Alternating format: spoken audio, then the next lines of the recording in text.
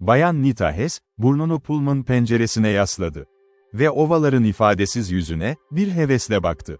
Bu, sadece o zamana kadar onlarla olan tanışıklığıyla açıklanıyordu. Esas olarak, ışık edebiyatı aracılığıyla incelenmiştir gizlice. Doğuda, genç kadınlar için seçkin bir okulda. Ama ara sıra yaptığı sözler. O mükemmel öğrenme merkezinin ultra doğru öğretimleriydi. Ah, CLYDE, diye aniden bağırdı. Şu tatlı, küçük, bak, geyik. Ah, bak kaysınlar. Arkadaşı pencereden baktı ve esnemesini bastırdı. Antilop, diye yorum yaptı, ilgisizce. Evet, görüyorum Nita, dedi ve tekrar geri eğildi, gözlerini kapattı. Sıkıcı bir seyahat. Aslında, Bayan CLYDE Burnaby bu yolculuktan sıkılmıştı ve birçok az. 15 yaşındaki kuzeni tarafından, ünlü James 100. Hess, eşit derecede ünlü Hess demiryolu sisteminden yer aldı. Nita iyi bir küçük kız. Ve güzel bir küçük kızdı, ara sıra dilsel hatalar yapsa da. Ama sadece sevgili amca Jim'e karşı bir görev duygusu vardı. Clyde'ı, Nita'ya eşlik etmek için Avrupa gezisinden vazgeçmeye ikna etti. O genç hanımın sağlığı için Pasifik kıyısına gitmeye çalıştı. Ki CLYDE, ulusal para sistemi kadar sağlam bir sistem olarak, özel olarak kabul ediliyordu. Demokratik bir anda, Hess'in özel bir araba teklifini reddetmişti. Ve şimdi bundan oldukça pişmandı. Baş ağrısı vardı. Ve harika, kırmızı altın saçları tonlarca ağırlığındaymış gibiydi. Bu saçların, ustaca parmaklı bir hizmetçi tarafından kaldırılıp fırçalanması onu rahatlatırdı. Ama hizmetçi de geride kalmıştı. Ve CLYDE karar verdi ki, hata da buradaydı. CLYDE Burnaby dünyada yalnızdı. Babasının mütevazı serveti, Vasi Jim Hess'in yetenekli yönetimi altında harika bir şekilde büyümüştü. Para açısından, makul hiçbir dileği, hiçbir ihtiyacı karşılanmamış kalmazdı. Başarılı, seyahat etmiş ve çok yakışıklıydı. Yarım düzine el ve kalp teklifini ve servetleri, ikincisi kendi servetiyle eşitti, reddetmişti. Ayrıca 2 unvanı da servetlerle birlikte reddetmişti, kalpler şüpheli teminat gibiydi. O, Chicago'da kendi bekarlık mekanını sürdürdü, hayır kurumlarına gizlilikle yardım etti. Grubunun sosyal hayatına sessizce katıldı, sanat ve edebiyatta denemeler yaptı. Birkaç iyi arkadaşı vardı. Ve genel olarak çok şanslı, samimi ve yakışıklı bir genç kadın olarak kabul edilirdi. Ama tam o anda, geziden ve Nita'dan sıkılmıştı. Paylaşamadığı coşkusunu, paylaşamayacağı bir heyecanı yaşıyordu. Pullman'ın sıcaklığı boğucu gibiydi, kömür kokusu dayanılmaz bir şekilde geliyordu. Toprak tamamen kahverengi, düz, kasvetli ve monotondu. Gözleri kapalı, geriye yaslanarak. Bir geminin güvertesini, güçlü ve tuzlu esintileri, motorları. Gri gökyüzünden soğuk yağmur yağsa bile, o kasvetli, omuzlu denizleri. Ve yanaklarında Spindrift kırbacını hayal etti. Yanında Nita, kararlılıkla gevezelik etti. Duracağız CLYDE, işte bir istasyon. Bahçeye bak, içindeki tüm ineklere. Acaba o adamlar kovboy mu? Fotoğraflardakiler gibi bakmıyorlar. Ama o atlıların dizginleri aşağıda sarkıyor ve hiç bağlı değil, değil mi? Keşke Midillim de o tarafta durmayı bilseydi. İşte 2 at sırtındaki adam geliyor. Ama hızlı biniyorlar. Acaba treni yakalamaya çalışıyorlar mı? 2 patlatılmış midilli, istasyona tam bir koşuşturma ile yaklaştı. Bunlardan biri, binicilerden biri atlayıp ofise doğru koştu. Diğeri ise kemerleri çözdü. Görünüşe göre çoğunlukla daha kaygan, yoldaşının air kavantısından bir şekilde doluydu. Bir anda ilki ortaya çıktı. Enerjik Nita pencereyi açtı ve CLYDE onların konuşmasını duydu. Kavrayışıma çekindim, dedi ilki. Ajan nerede olduğunu bilmiyor ve sabırsızlanıyorum. Rosewood'u mümkün olan en kısa sürede topla ve öğren, ne oldu? Diğeri ise, birey gibi görünen Rosewood'a açıkça küfretti, bahse girerim bir yerlerde sarhoştur. Savaş çantanızı bulduğumda, onu teslim edeceğim. Motor zili uyarı verdi ve kondüktör gizemli bir şekilde bağırdı. 2 adam el sıkıştı. Hoşça kal Joe, dedi genç olanı. Harika vakit geçirdim. Yukarı gel, ülkeme gelin ve gelecek yıl beni görün. Her zaman gelin. Batacağız. Senin için her şey tamamen açık. Diğeri genişçe gülümsedi. Hanım bana, eskiden yaptığım gibi dolaşmama izin vermiyor. Hoşça kal. Ayık kal yaşlı adam, yabancılarla hiçbir şey oynama. Söyle, hatırlıyor musun, biz? CLYDE, kamyonların titremesi ve sürtünmesi nedeniyle geri kalanını kaybetti. Otobüsler hareket etmeye başladı. İki adam onun görüş alanından kayboldu. Nita pencereyi kapattı. CLYDE bir kez daha geriye yaslandı, pes etti, yolculuğun yorgunluğuna kendini bıraktı. Ama bir an sonra, platformdaki adam koridorda belirdi, paketini taşıyan hamalın eşliğinde. Anında, onaylamayan gözlerin göz hapsine girdi. Çünkü kıyafetleri, birinci bölümden ziyade çıplak kolonist arabalarında. Lüks arka vagonlardan ziyade vestibülde daha yerinde olurdu. İkincisi, başındaki yıpranmış ve lekeli eski midilli şapkasından, pantolonunun içine sıkıştırıldığı kötü şöhretli bağlamalara kadar, ovaların gri tozuyla kaplanmıştı. Kostümü ve tozdan oluşan üst kaplaması dışında. Uzun boylu, temiz yapılıydı ve açıkça tel çivi kadar sertti. Saçları kırmızıya çok az da olsa çalıyordu ve gözleri berrak mavi, düz ve doğrudandı. Hafif hareket etti. Sanki dolaşan bir hayvan gibiydi. Diğer yolcuların kibirli bakışlarıyla, eğlenceli bir anlayışla ve yarım bir gülümsemeyle karşılaştı. Hamal, alışılmadık derecede büyük bir avans bahşişi işareti olarak. Onu Clyde'ın koridorunun karşısındaki bir koltuğa yönlendirdi. Ama yabancı, panel aynasında kendini bir anlığına yakaladı ve aniden durdu. Anında Clyde'ın burun delikleri, güçlü bir deri ve at eti kokusuyla doldu. Kendini istemeden ürperdi. Bu son damlaydı. Kural olarak fazla seçici değildi. Ama tam o anda, küçük şeylerin onu rahatsız ettiği o sinir haline girmişti. Kendi kendine, bu genç adam için doğru yerin bir sığır arabası olduğunu düşündü. Hamaya konuşurken kızgınlıkla dinledi, söyleyebileceği herhangi bir şeyi onaylamamaya hazırdı. Yabancı dedi ki, Mr. Washington Jefferson Bones, bana dikkatlice bak. Görüyor musun, giysilerime toz bastırdı. Yassuh, yassuh, diye güldü Hamal. Başka pek bir şey göremiyorum Suh. Ve yaklaşık $1 bir bahse girerseniz, koltuklara zarar vermemek için beni şart eder mi? Yassuh, gerçekten yapar Suh. O zaman başla, dedi yabancı. Peşindeyim. 1 saat boyunca geri dönmedi. Sonra, belirgin şekilde temizlenmiş olarak geldi. At kokusunun yerini pro kokusu almıştı, bu da Clyde'ı daha az rahatsız ediyordu. Yerine otururken Clyde'a açıkça baktı. Gözlerinde hafif, alaycı bir ifade vardı. Sanki onun onaylamadığını çok iyi biliyormuş ve bundan eğleniyormuş gibiydi. CLYDE biraz sertleşti, onu tamamen görmezden geldi. Bu özgür ve rahat kişiyi bir saç teli kadar bile teşvik etmeyecekti. Birkaç saat boyunca, uzakta oturan bir adamın davranışlarından rahatsız olmuştu. Ne zaman ona baksa, o da kendisine bakıyordu. Bir keresinde hoş bir şekilde gülümsemişti. Clyde'ın hayatı bu tür birinci elden deneyimleri içermiyordu. Ama adamı doğru şekilde sınıflandırmayı başarabildi.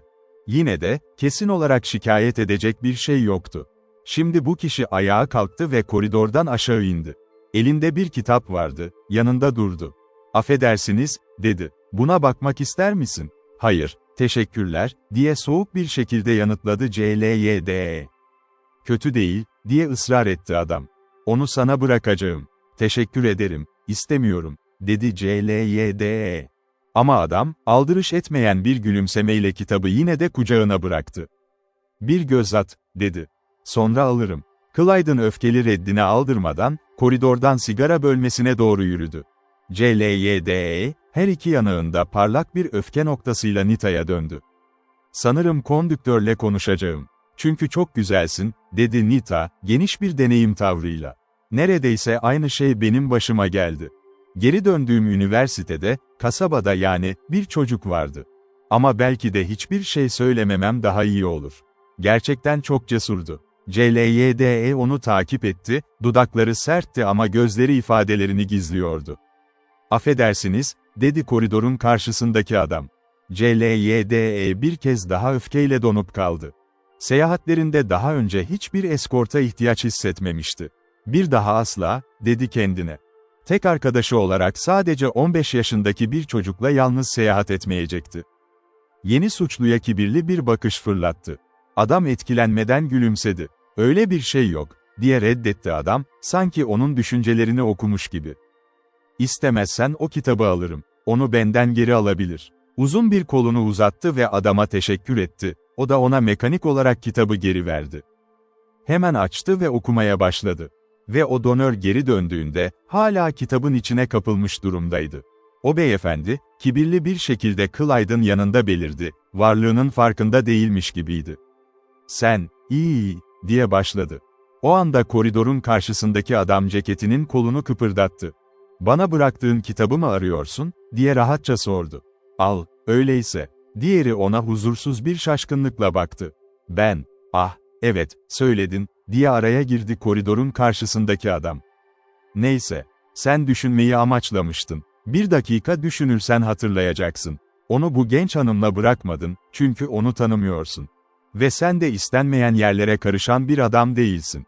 Şimdi, öyle misin?" "Tabii ki hayır," diye yanıtladı diğeri, öfke göstergesiyle. "Ben bilmiyorum."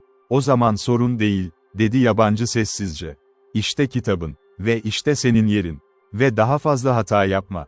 Sosyal beyefendi bu tavsiyeye ve kitabına çekingen bir şekilde karşılık verdi. Sonrasında Clyde'a bakmaktan bile kaçındı. Yabancı, gösterdiği bu hizmetten dolayı bir karşılık beklemedi, rahat davrandı. O uzun bacaklarını karşı koltuğa uzattı, geriye yaslandı ve sessizce tavana baktı. Öğleden sonra uzadı. CLYDE ve Nita yemek vagonuna gidip döndü. Sonrasında yabancı da muhtemelen aynı şekilde davrandı, duman odasında makul bir süre geçirdi. Karanlık çöktü ve Limited, ovaların, eteklerin, dağ sıralarının üzerinden batıya, hedefi olan Pasifik yamacına doğru gürleyerek ilerledi. Aniden, bir hava çığlığı ve fren balatalarının gıcırdatısıyla tren durdu. CLYDE dışarı baktı. Düz, monoton ovalar artık orada olmayacaktı, ülke dalgalanıyordu, pamuk ağaçlarıyla doluydu. Dolunaya yakın olan ay, daha yüksek noktalara gümüş rengiyle dokunuyor. Gölgelerin karanlığını yoğunlaştırıyordu. CLYDE, görüş alanının sınırına kadar ileriye baktı. Bir istasyonun ya da kasabanın ışıklarını aradı. Hiç yoktu. Bir çiftlik evinin penceresinin kare aydınlığı bile geceyi bozmuyordu. 5 dakika geçti. 10 dakika geçti ve tren hala hareketsiz kaldı. Birdenbire, vagonun ön tarafındaki kapıda hamal göründü. Sakinleri, sigara bölmesinden gelen adam takip etti. Her birinin elleri öndekinin omuzlarındaydı, ani bir şekilde kilitlenmişlerdi. Arkalarından bir hayalet geldi. Bu hayalet, yolcuların ilk şaşkınlıkla iç çekişlerine, erkeksi yeminler ve küçük, kadınsı alarm çığlıkları gibi duygulara neden oldu. Bu davetsiz misafir iri yapılı, güçlü bir adamdı. Şapkası alnından geriye itilmişti ama yüzü, göz delikleri olan koyu, kare bir kumaşla gizlenmişti. Sağ elinde, büyük bir aşinalıkla son derece uzun namlulu bir tabanca sallanıyordu. Sol eli ise, uyluğundaki bir kılıfta ikizinin üzerinde dinleniyordu. Omzunun arkasında başka bir adam vardı. O da benzer şekilde maskeliydi. "Herkes sessiz otursun," diye emretti ilki, kesin bir sesle. "Beyler, parmaklarını başlarının üstünde tutacak ve orada kalacak. Korkmuş hanımlara gelmek istemiyorum. Erkekler akıl göstersin. Partnerim katkı çantasıyla geçecek. Ne bir taşkınlık ne de bir konuşma. Ve sadece unutmayın, ilk hamle yapan adamı ben alırım." CLYDE şaşkınlıkla inleyenlere katıldı ama bağırmadı. Nita ise heyecandan titriyordu. "Dünya gözüyle bunu kaçırmazdım," diye fısıldadı kız. "Ah CLYDE, ne kadar kolay bir soygun değil mi? Silahlı saldırı olacak mı? Bu adamların hiçbirinde cesaret var mı?" CLYDE, karşıdaki koltuktaki adamın ağzının köşesinden kendisiyle konuştuğunu fark etti. Adamın elleri akıllıca kendi başının üzerinde çaprazlanmıştı. "Özel, değerli bir şeyiniz varsa, yüzükler, saatler, bu tarz eşyalar, onlardan kurtulun. Mümkünse yere koyun, öndeki koltuğun altına tekmeleyin. Kendi koltuğunuzda saklamayın. Ona ne kadar paranız varsa verin, onun istediği bu zaten. Yanınızdaki çocuğa da aynı şeyi yapmasını söyleyin. Ve endişelenmeyin. Evinizdeymiş gibi güvendesiniz." CLYDE yüzük takmıyordu. Yanında getirdiği birkaç takı eşyası ise sıradan bir tren soyguncusunun erkeksi anlayışının ötesinde, zaten güvenle gizlenmişti. Ama saati, boynunda ince bir altın zincirle asılıydı. Saat sökülebilirdi ama zincirin kendisi başının üzerinden kaldırılmak zorundaydı. Ve bu durum dikkat çekecekti. Zinciri bırakmak, saatin varlığını kabul etmek demekti. Bir an tereddüt etti ve keskin bir şekilde çekti, zayıf bağlantılar koptu. Saati arabanın zeminine indirdi, ayağıyla öne doğru itti. Bu sırada ikinci maskeli adam, koridorda hızla ilerlemeye başladı. Sol elinde bir çuval, sağ elinde ise güçlü bir altıpatlar vardı. Esprili bir beyefendiydi ve yola çıkarken şakacı yorumlar yapıyordu. Ancak bu yorumlar, durumu takdir etmeyen bir seyirci kitlesine denk gelmişti. Zaman dar olduğu için her kurbanın derisini tamamen yüzmeye çalışmadı. Elde edebildiğini aldı ve bir sonrakine geçti. Ama gördüğü her şeyi ele geçirdi ve üstelik her adamın ceplerini ters yüz etmesini sağladı. Bu durum, birkaç cep silahını ortaya çıkardı, ateşli silahlar da çantaya girdi. Sonsuz bir mizahla, onları çocuklarına götürme niyetinde olduğunu açıkladı. Onların birer oyuncak olduğunu, sevgililerin kendilerine zarar veremeyeceği oyuncaklar olduğunu belirtti. "Teşekkür ederim hanımefendi," diyerek Clyde'ın kendisine uzattığı banknotları onayladı. "Bu teneke hornların çoğuna örnek oluyorsun spor. Sanırım bir yerlerde güzel taşlar da var. Ama seni zorlamayacağım, küçük bir hanımefendi gibi davrandın çünkü. Sadece kalk, koltuğa bakana kadar.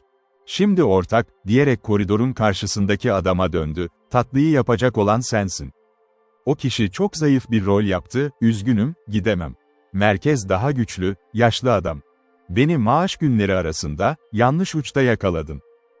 Soyguncu onu şüpheli süzdü. "Ellerini 1 dakika boyunca cebinden dikkatlice uzak tut." Onları ardışık bir şekilde tokatladı. "Silah yok," dedi ve "bu ikimiz için de şanslı, belki. İş bu. İş arkadaşım, ama eski bir adamı tamamen ayakta bırakmak istemem. Devam et, sigara ve kurt için yaklaşık 10 kişi var." "Gerçekten benim," diye yanıtladı diğeri. "Kalabusaya indiğinde, bu gürültüyle seni tütün içinde tutacağım. Hangi ismi isteyeyim? Oraya inersem bir damful isteyebilirsin. Ve ilk soruyu ben cevaplayacağım zaman," diye güldü omzunun üzerinden soyguncu adam. Sıradaki beyefendi, "İşte küçük çanta. Hanımefendi, evlilik yüzüğünü yanında tut. Sen kilolu sporcu, ayağa kalkın. Ne üzerinde oturduğunu anlıyorum. Neden, bunu çıkarmaya mı çalışıyordun? Bir sürü para mı? Kesinlikle kendim inkübasyon yaparım." Kötü davranışlarına rağmen hızla haracını aldı ve silahlı torba giderek daha da ağırlaştı. Sonuna ulaştığında, yolcuları silahıyla kontrol eden arkadaşı mevzisini terk etti ve koridordan aşağı indi. Arka kapıda döndü. "Tren hareket edene kadar koltuklarınızı koruyun," diye sertçe emretti. "Bu arabadan başını çıkaran ilk adam için yatamıyorum." Arkasında kalan vagon, rahatsız edilmiş bir kovan gibi vızıldıyordu. Sakinleri kayıplarının yasını tuttu, hem soygunculara hem de demiryoluna karşı intikam yemini etti. Kadınlar erkekleri korkaklıkla suçluyordu. Erkekler ise birbirlerine, "eğer şöyle olsaydı," diye ne yapacaklarını anlatıyorlardı. Ama hiçbiri koltuğundan kalkmaya çalışmadı. Nita, parlayan gözlerle Clyde'a döndü ve "şimdi durduk," diye bağırdı. "Kızlara bunu anlatmak harika olmaz mı? Korktun mu CLYD? Ben korkmadım. Sanmıyorum," diye yanıtladı CLYD. "Saatlerimizi sakladığımıza sevindim." Bu sözler, ona koridorun karşısındaki adamı hatırlattı. Geriye yaslanmış, bu tuhaf konuşmaları dinliyordu, yüzünde eğlenceli bir gülümseme vardı. CLYD öne eğildi. "Sana teşekkür etmek istiyorum," dedi. "Saatlerimizi saklamayı asla düşünemezdik." Hoş bir şekilde başını salladı adam, "Hayır, pek olası değildi. Umarım çok para kaybetmediniz. Bana $10 bıraktı. Yanlış anlaşılmak istemem ama daha fazlasını alana kadar bu tamamen hizmetinizdedir." "Peki ne yapacaksınız, maaş gününe kadar?" diye sordu CLYD, aniden yaramaz bir dürtüye itaat ederek. "Ah, ben bir çaresine bakarım," diye yanıtladı. Uzun kolunu uzattı ve $10'lık bir banknot Clyde'ın kucağına düştü. "Hayır, hayır," dedi CLYD, "şaka yapıyordum. Bende bolca var." Aniden durdu. Trenin başında bir yerde bir tabanca havladı, tekrar havladı. Sonra kesik bir yaylım ateşi başladı. Koridorun karşısındaki adam hızla paketine uzandı, onu yırttı. Ve içinden uzun namlulu, düz saplı, zehirli bir otomatik tabanca ile bir kutu fişek çıkardı. Klipsi çıkardı, mekanizmayı geriye çekti. Ve arabayı, uzun bir panter gibi sıçrayışlarla, yarı yarıya eğilerek aşağı doğru indi. İleride, kesilen ateş tekrar başladı. Aniden orada başka bir silahın sesi duyuldu, hızlı ve sürekliydi, bir alarm saatinin çalması gibi. Diğer silahlar da araya girdi. Minyatür bir savaş devam ediyor gibiydi. Ve sonra sesler kesildi. Ara sıra uzaktan bir atış geliyordu ve sonra sessizlik oldu. Meraklı ama temkinli adamlar arabadan ayrıldı ve geri döndü. Tren soyguncuları gitmişti. 2 ya da 3 kişi yaralanmıştı. Hızlı haberci ateş ediyordu. Bir şekilde, yivli arabasındaki bir çekmeceden silah almış ve ateş açmıştı. Omzundan vurulmuştu. Cesur bir adam, o şey. Şirket onun için bir şeyler yapmalı. Tren mürettebatından 2 kişi daha vurulmuştu. CLYDE, koridorun karşısındaki adamın dönüşünü bekledi. Tren hareket etmeye başladı, hızlandı ve gürledi. Yine de adam geri dönmedi. Hamal yatakları yapmaya başladı. CLYDE bilgi almak için ona başvurdu. Hamal hiçbir şey bilmiyordu. Kondüktör de aynı şekilde cahildi. Tren boyunca yapılan sorular sonuçsuz kaldı. Koridorun karşısındaki koltuğun adamı ise cevap vermedi. Kimliğine ışık tutmayan az sayıdaki eşyası, ortaya çıkmasını beklemek üzere toplanmıştı. Clyde'ın öfkesine rağmen, onun da soyguncularla bir bağı olduğundan şüpheleniliyordu ancak bunun nasıl olduğu net değildi. Ve böylece CLYDE Burnaby, $10 kıyıya gitti, ki buna hiç ihtiyacı yoktu. Onların sahibini bir daha ne gördü ne de duydu. Onu tekrar görmesi pek olası olmasa da, aynı banknotu saklamaya devam etti. Döndüğünde onu yazı masasının bir çekmecesine koydu. Ve ara sıra orada fark ettiğinde, sadece hafif bir kendini suçlama hissiyle merak ediyordu. Sahibinin durumunun nasıl olduğunu ve bir sonraki maaş gününü. Bir kulüp bilardo odasının tenha bir köşesinde. Orta yaşlı 2 bey, masanın etrafında dolanıp toplara dokundular. İkisi de, eğlenceden sıkılmış gibi görünüyordu. Yetenekleri azdı. Ve şansları daha da az olduğu için, bir top, nadiren cebi buluyordu. Darbeler arasında, böyle bir ışıkla ilgili bir konuşma sürdürdüler. Ve tahvil ihraçları, garantiler, batan fonlar gibi önemsiz konular. Taşıma ücretleri, hukuki kararlar ve bekleyen yasaları etkileyen ulaşım. Ya da daha doğru olanı şu olabilir. Bu ezoterik konularda, biri diğerini sohbete dahil etmeye çalıştı. Diğeri ise defalarca çekinerek, daha genel insan ilgisi olan konulara tercihini gösterdi. Bu konularda bilgisiz olduğu anlamına gelmiyordu bu. Tam tersi. O, dolgun, şişman, parıldayan, mizahi gözleri olan küçük bir adamdı ki. Bu gözler bazen burgu gibi deliyordu, ağzı ise, çelik gibi sıkı ve kapalı bir tuzaktı. Adı William Bates Rapp'tı ve uzmanlığı, şirket hukukuydu. Western Airline Railway'de avukatlık yapıyordu ve tam o sırada, başkanla bilardo oynuyormuş gibi yapıyordu, Cromwell York. Rapp ile bilardo oynuyormuş gibi davranan biri olarak, inatçıydı. Kendisi, ne zaman etini almaya alışkın olsa, bir bahaneyle 2 pound alamayan bir beyefendiydi. Astları onun için, günde 25 saat çalıştığını, söylerdi. Ki bu durum göz önüne alındığında, yılda yaklaşık 15 gün süren bir avantajdır bu. O, işiydi, bedeniydi ve ruhuydu. İş, onu büyülemişti, hatta domine etmişti. Ve yıllar geçtikçe, kendi serveti ve ilgi alanları arttıkça, bu daha da arttı. Sürekli daha fazla bölgeye yöneliyordu. Ve bunu yaparak, aynı oyuna yönelen diğer demiryolu işçileriyle de düşmanca temas kuruyordu. Bu nedenle, ara sıra birbirlerine ateş açıyorlardı. York vurulduğunda, ilacını aldı. Vurduğunda ise, diğer adamlar için mümkün olduğunca hayati bir yer seçti. Bilardo oynarken bile, aklı başka yerdeydi. Bu da, oyundaki başarısının fakirliğini, yani başarısızlığını kısmen açıklıyordu. Prairie Southern'dan bahsetmişken, dedi, neredeyse karar verdik. Ele alacağız. Rapp iç çekti, ben sürekli hareket eden bir hukuk makinesi değilim York. Olmaz mı, yarına kadar kalamaz mı? Sana yeterince büyük bir avans ödüyoruz, dedi York. Aralarındaki, açık bir şekilde yıllarca süren bir yakınlığın verdiği rahatlıkla. Sence bunu neden yapıyoruz? Esas olarak sanırım, seni hapisten uzak tutmak için, diye karşılık verdi Rapp. Eşit bir samimiyetle, şimdiye kadar başardım ama, başını salladı, tehlikesizce, peki. Konuşacaksan gel, otur, ben bundan bıktım. Şimdi, Prairie Southern hakkında, iplerinin sonunu mu çektin? Yoksa onlar için biraz mı çektin? Gerek yoktu, dedi York. Kendilerini sert düğümlerle bağladılar. Yolu özellikle istemiyoruz. Ama mevcut durumda. Biz ucuza satın alabiliriz. Sonra belki isteriz. Ve kesinlikle isteseydik, maliyeti daha yüksek olurdu. Üstelik, Hess'in onu bir besleyici olarak kendi repliklerine, yani hatlarına katmasını istemiyorum. Jim Hess senin için bir tür sorun gibi, dedi Rob. Tutacaksın. Bir gün seni zorlayana kadar, onu dürtüyorsun. İkisi de oynayabilir, diye acı bir şekilde yanıtladı York. Jim Hess hakkında çok az oyun var, o daha çok savaş yolu, diye yorumladı Rob.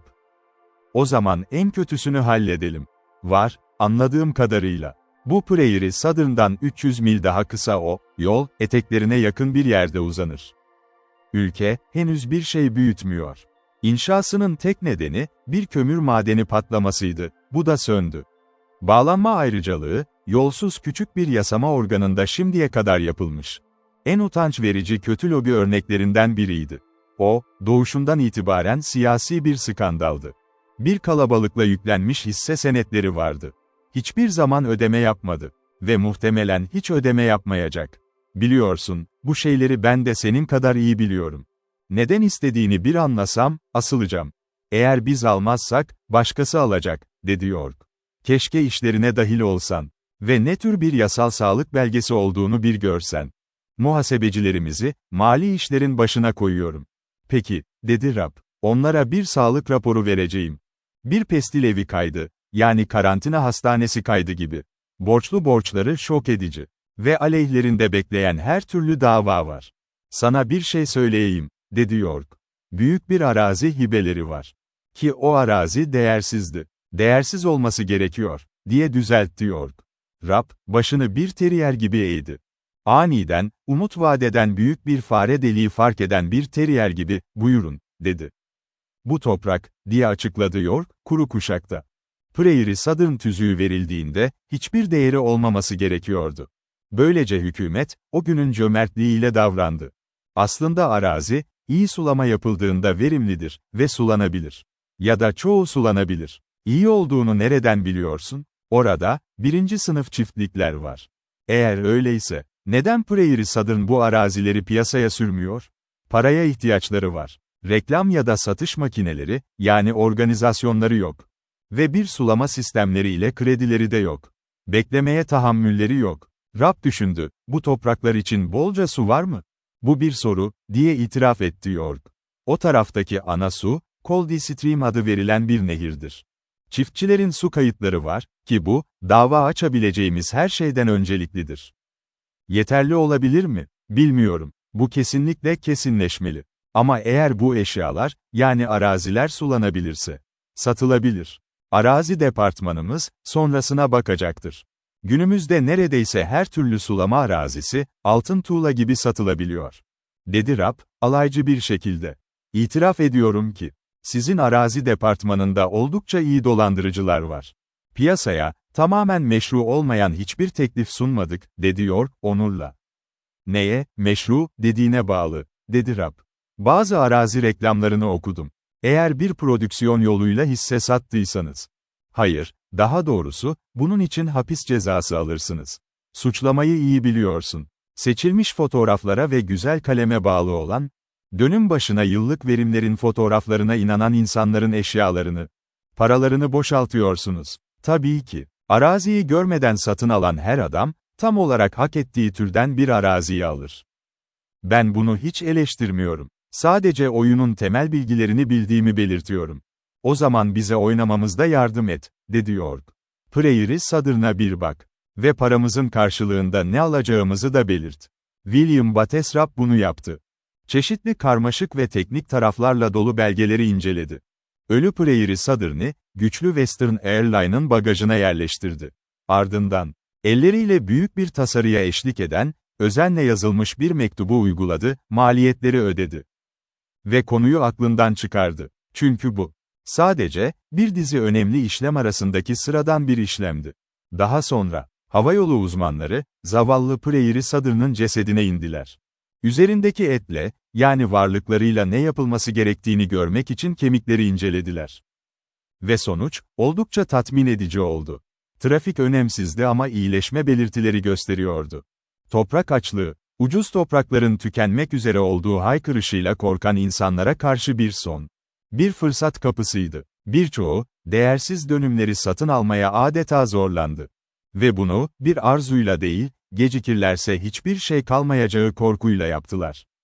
Sahte gayrimenkul planları. Koloniler, 10 dönümlük meyve bahçeleri, tavuk çiftlikleri, portakal bahçeleri, erik plantasyonları. Kıtanın enine ve boyuna genişleyerek gelişti ve tanıtıcılar, büyük bir hasat topladılar. Arazi değerinin meşru temeli, sezonlar arasında fiyatı 2 katına, 3 katına çıkardı.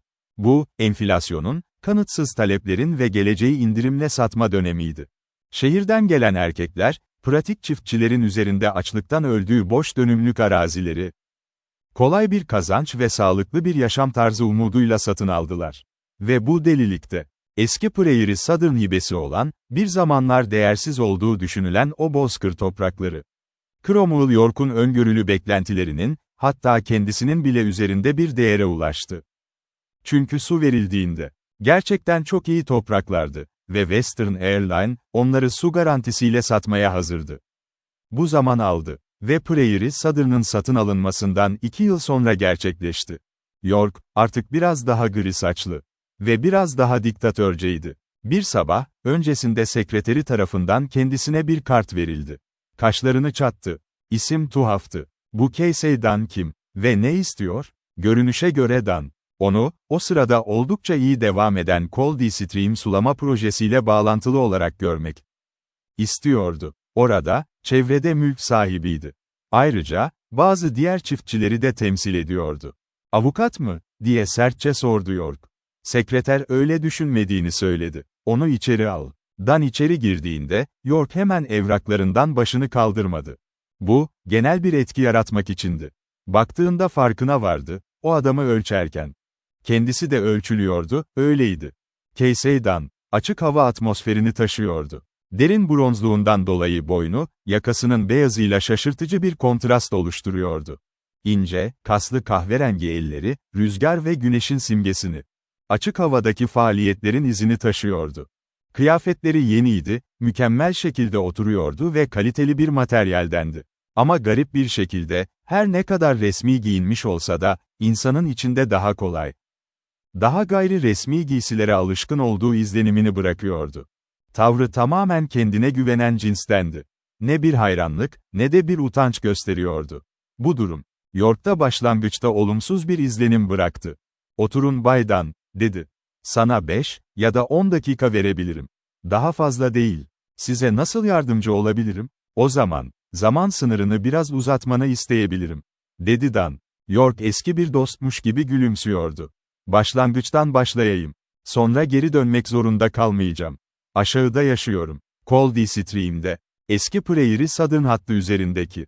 Onu birkaç yıl önce edindiniz. Bununla birlikte arazi hibesini de aldınız. Sizin amacınız, Cold Stream bloklarını inceledikten sonra bu toprakları sulamak ve satmak. Ana bir hendek ile bir hendekler sistemi kurdunuz. Ve şu anda toprakları satıyorsunuz. Bunların hepsini biliyorum," dedi York, sabırsızca. "Carol, arazi departmanımızı yönetiyor ve bu konularla ilgileniyor. Görmen gereken adam o. Beni sana o yönlendirdi," dedi Dunn. "Bunun eski bir tarih olduğunu biliyorum ama. Ben giderken temizlik yapıyorum. Bu topraklar için suyunu, Cold Stream'den alacaksın. Ben ve diğerleri, orada mülk sahibiz. Ve nehirde olan suyumuzdan, siz kendi alımınızı yapıyorsunuz. Farkında mısınız? Kurduğunuz hendek sistemi, sattığınız arazileri yeterli su temini garantisi ile birlikte taşıyabilirken, neredeyse Cold Stream'in tüm normal akışını çekiyor. Arazi departmanımızdan anladığım kadarıyla, York kelimelerini dikkatlice seçti. Nehirde, topraklarımızı sulamak için bolca su içermektedir. Ki bu, belirtmeme gerek yok, soruma bir cevap değil, diye sessizce yorum yaptı Dunn. Ama bu, diye karşılık verdi York, benim ilgilendiğim tek şey bu, Bay Dunn. Demiryolu işçisi ve genç, bronz renkli açık hava adamı. Birbirlerine sessizce baktılar, öyle ki, o sırada içinden 10'a kadar sayabilirdi insan. Bu son sözlerle, demiryolunun politikası belirlenmiş, bir konu tanımlanmış. Ve bir meydan okuma verilmişti. Casey Dane'nin gözleri biraz kısıldı ve ağzı sıkıştı. Çok sessizce konuştu. Ama bu, kendini kontrol etmenin uyguladığı bir sessizlikti. O toprağı, yani o yaklaşımı kabul etmeyeceğinizi ummuştum Bay York. Göstereyim. Bunun beni ve başkalarını nasıl ilgilendirdiğini biliyorsunuz. Kendi durumumu ele alalım. Benim aşağıda bir çiftliğim var, su kaydım var. Çiftlikte çalışmaya devam ettim. Yıldan yıla iyileştirmeler yapıyorum. Ve elimden geldiğince, kazıdığım her doları daha fazla araziye yatırdım. Tahmin yürütmüyordum. Gerekirse herhangi bir erkek gibi kumar oynayabilirim, ama bu kumar değildi. İşte toprak. Ve işte su vardı. Değer artışı, sadece zaman meselesiydi. Diğerleri de, benim aldığım gibi aldı. Paramızı ve yıllarca verdiğimiz çalışmayı, Cold Stream boyunca uzanan topraklara yatırdık. Tüm payımız orada. Seni, bunu takdir etmen için. Bizim bakış açımızı alman için istiyorum. Çünkü bizde bu durum, daha fazla ya da daha az kar meselesi değil. Bir varoluş meselesidir. Suyumuzu alırsanız, topraklarımız değersiz olur. Ve iflas ederiz. Daha açık ifade edemem. Su olmadan, dedi York, demiryolunun toprakları değersizdir. Ya da bana öyle söyleniyor. Söylediklerine göre, talihsiz özellik şu ki, ne senin, ne de bizim için yeterli su yok. Bu nedenle, her biri kendi yasal haklarını savunmalı. Sen konuyu buraya getiriyorsun, dedi Dan. Bu, hukuki ve ahlaki bir meseledir. Tam da benim düşündüğümün aksine. Kırgınlık yaratmak istemiyorum ama. Bence bu, eski bir tüzüğün bir maddesine. Asla taşımak için tasarlanmamış bir anlam yükleme girişimidir. York'un kaşları çatıldı, Prairie Southern'ın o bahsettiğiniz tüzüğündeki madde. Sanırım tamamen açık. Şöyle diyor, demiryolu şirketi, Cold Stream'den veya başka herhangi bir hattından, kendi amaçları için yeterli su alma hakkına sahiptir. Tam olarak tüzüğün sözleri bunlar. Mevcut hakları saklı tutuyor ama, o zamanlar böyle haklar var olmuyordu. Bu nedenle, demiryolunun sağladığı hak önce gelir. Ve tüm su kayıtları buna tabidir. Bu tüzük, şirkete arazi üzerinde iyileştirme yapma, alma, satma ve işlem yapma hakkı verir. Bunlar şöylece belirtilmiştir. Şirket, tüzüğüne göre ve bu amaçlar doğrultusunda, gerekli tüm işleri inşa etmek ve bakımını yapmakla yükümlüdür. Daha net bir şey olabilir mi? Prairie Southern'ın sahip olduğu tüm hakları elde ettik biz. Bu haklar, siz arazinizi satın aldığınızda zaten vardı. Bu yüzden bence, biz bu hakkı egzersiz ettiğimizde, yani kullandığımızda, bunun etkileri bir dereceye kadar sizin üzerinizde olsa bile şikayet etmemelisiniz. Argümanını anlıyorum, diye belirtti Dan, ama, kendi amaçları için yeterli su, ifadesi. Hiçbir zaman demiryolunun tüm nehri kaplaması, yani yutması gerektiği anlamına gelmiyordu.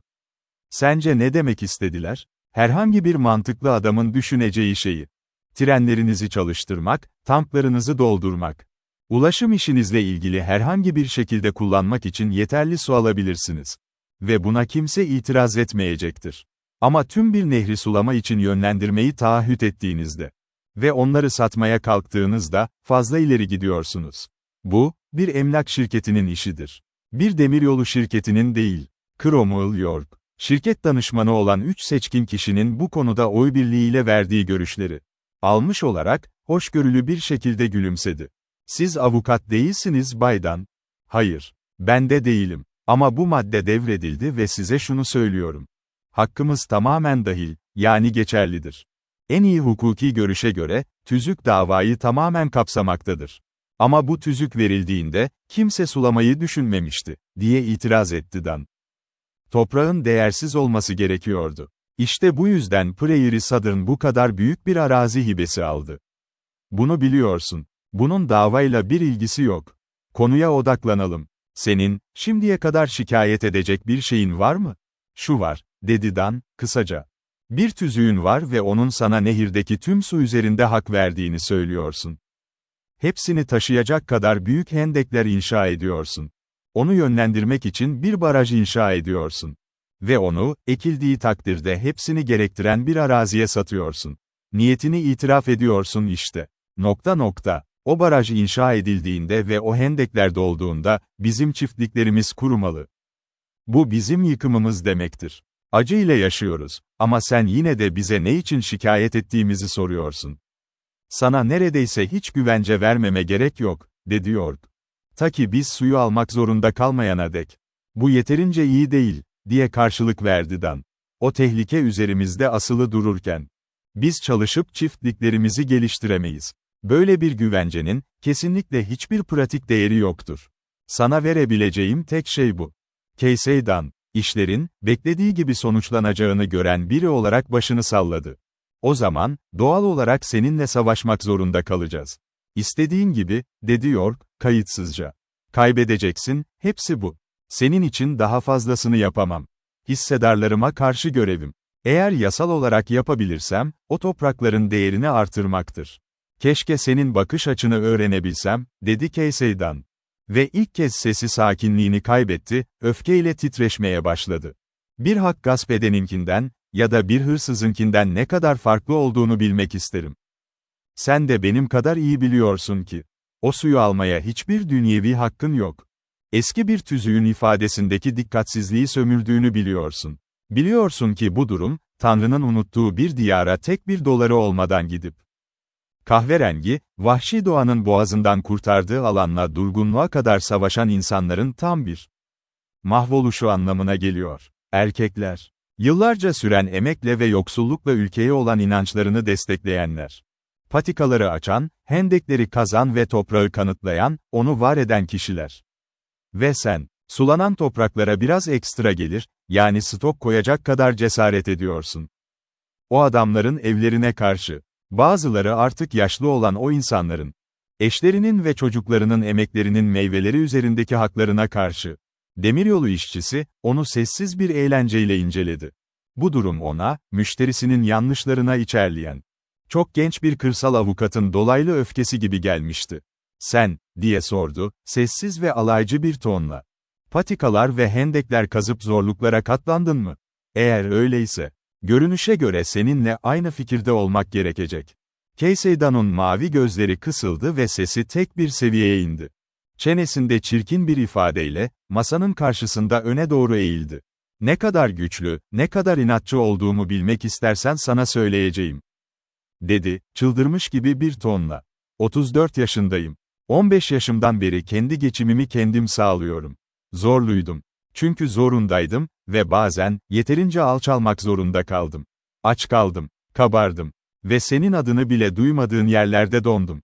Ve tüm bunlardan, küçük bir pay topladım. Onu, Coldstream topraklarına yatırdım.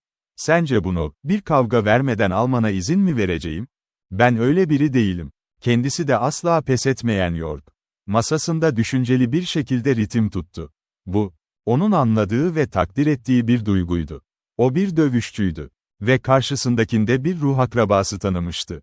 Ayrıca, eğer bu adam etkili biri ise, ki öyle görünüyordu, Coldstream çiftçileriyle anlaşmak için, muhtemelen onunla iyi geçinmek gerekecekti.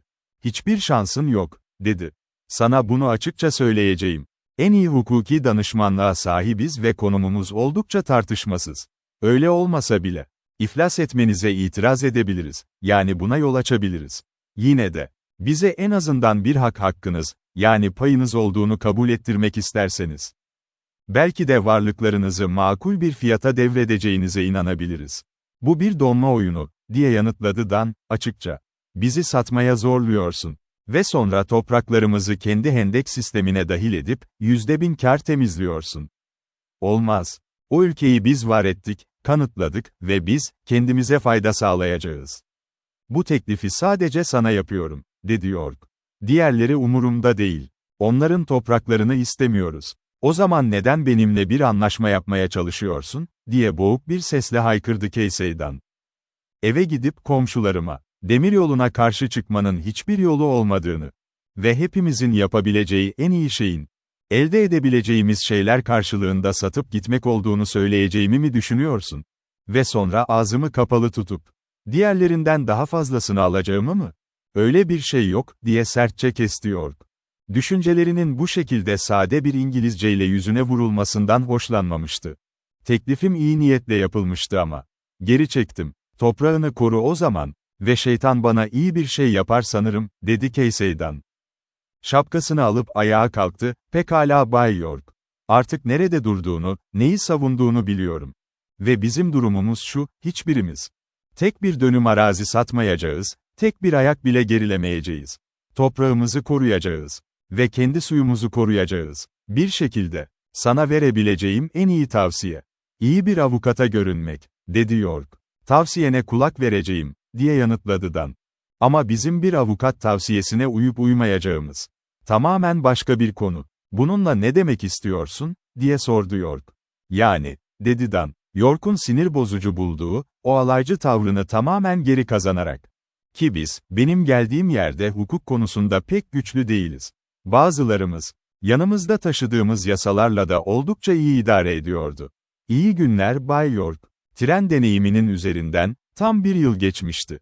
CLYDE Burnaby, Harrison ve Kitty Wade çiftinden bir akşam yemeği daveti aldı. Kitty Wade eski bir dosttu. Eşi Harrison Wade ise son zamanlarda adı yeni öne çıkan bir avukattı. North Side'da, sıradan bir evleri vardı. Oldukça eğlenceli geçen bu etkinlikler, aslında mütevazı bir ölçekteydi. Yine de orada, her zaman değerli insanlarla karşılaşırdınız. Gelenlerin çoğu, nadiren Fransızca anlamıyla, sonradan görme, olan insanlardı. Daha çok, genç profesyoneller, iş insanları, yazarlar. Oyun yazarları ve henüz nispeten bilinmeyen politikacılardı.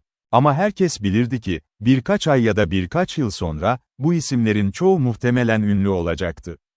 Ah, CLYDE, dedi Kitty Wade. CLYDE, aynanın önünde saçını düzeltip şalını çıkarırken konuşmaya devam etti. Aslında yemeğe seni Van Cromer'ın götürmesini planlamıştım. Ama son anda bir işi çıktı ve gelemedi. Stella Blake de gelemeyince, onun yerine Bay Casey Dunn'ı davet ettim. Yani, umarım senin için bir sakıncası yoktur. Tabii ki hayır, dedi CLYDE. Ama bana onun hakkında biraz ipucu ver, Kitty. Kimdir bu Bay Casey Dunn? Ne iş yapar? Onunla ne hakkında konuşulur? Bayan Wade, kısa ve net bir cevap verdi. Ürünler. CLYDE, kabullenmiş bir şekilde içini çekti, sevgilim. Bu seferlik sorun etmiyorum ama biliyorsun, piyasadan hiçbir zaman anlamadım.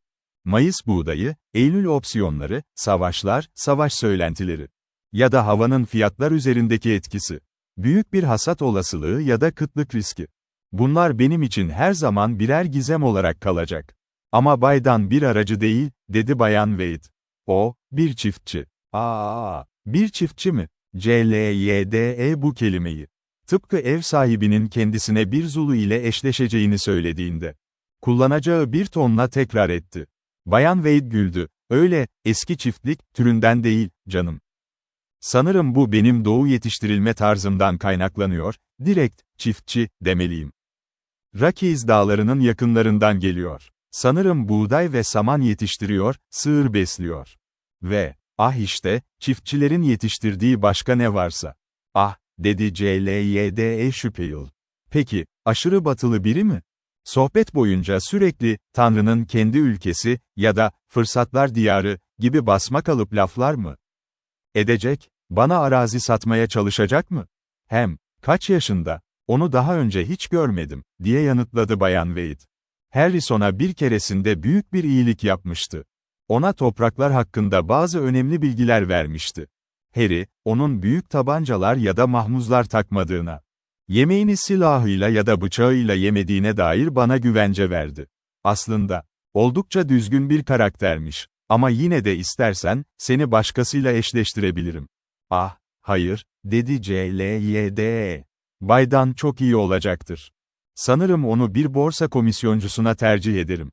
Kitty Wade gülümsedi, çok iyi yaptın canım. Hadi, aşağı inelim mi? Sanırım diğerleri de gelmek üzeredir. CLYDE, zihninde Casey Dunn'a dair bir portre oluşturmaya çalıştı ama pek başarılı olamadı. Bilinçsizce, izlediği o abartılı batı dramalarındaki karakterleri düşünüyordu. Ancak, karşısında kusursuz bir akşam kıyafeti içinde, oldukça yakışıklı bir genç adam gördüğünde şaşkınlığını gizleyemedi. O anda akşam yemeği duyuruldu. Adam, kolunu uzattı ama hafifçe tereddüt etti. CLYDE, ev sahibesinin neşeyle ve kahkahayla dolup taşan bakışlarını yakaladı. Rahatlayarak gülümsedi. Her türlü görgü hatasını yapabilecek bir akşam yemeği arkadaşıyla karşılaşmaktan fazlasıyla korkmuştu. Fakat açıkça görülüyordu ki, korkuları tamamen yersizdi. Yüzündeki bronz ten ona oldukça yakışmıştı. Wade'in bu batılı arkadaşı, dış görünüşündeki detaylar dışında odadaki diğer erkeklerden hiçbir şekilde farklı görünmüyordu. Oturduklarında, o utanç verici an geldi. Ortak ve tanıdık bir sohbet konusu bulmak gerekiyordu. Neyse ki bu süreç kolayca atlatıldı. CLYDE, masa süslemelerinden konuyu ustaca çiçeklere, ağaçlara ve açık hava etkinliklerine getirdi. Casey Dunn nazikçe güldü. "Benim bilmem beklenen şeylerden bahsetmeye çalışıyorsun, değil mi Bayan Burnaby?" CLYDE, bu suçlamadan kaçarak o da güldü. "Öyleyse ne hakkında konuşalım, Bay Dunn? Konuyu ikimiz için de siz seçin." "Hayır, bunu yapmayacağım. Sizin ilginizi ne çekiyorsa ondan konuşalım. Eğer becerebilirsem, sizi takip etmeye çalışırım." CLYDE onun sözüne güvendi. Ve çok geçmeden, adamın dönemin güncel edebiyatına ve konularına, aslında kendi bildiğinden çok daha hakim olduğunu fark etti. Sadece dergilerin ya da gazete yorumlarının bir tekrarını yapmıyor. Kendi düşünceleriyle şekillenmiş fikirleri ve özgün görüşleri olduğunu gösteriyordu. CLYDE, ara sıra adamın profiline baktıkça, içini garip bir tanıdıklık hissi kaplıyordu. Daha önce gördüğü birine benziyordu ama bu kimlik bir türlü zihninde netleşmiyordu.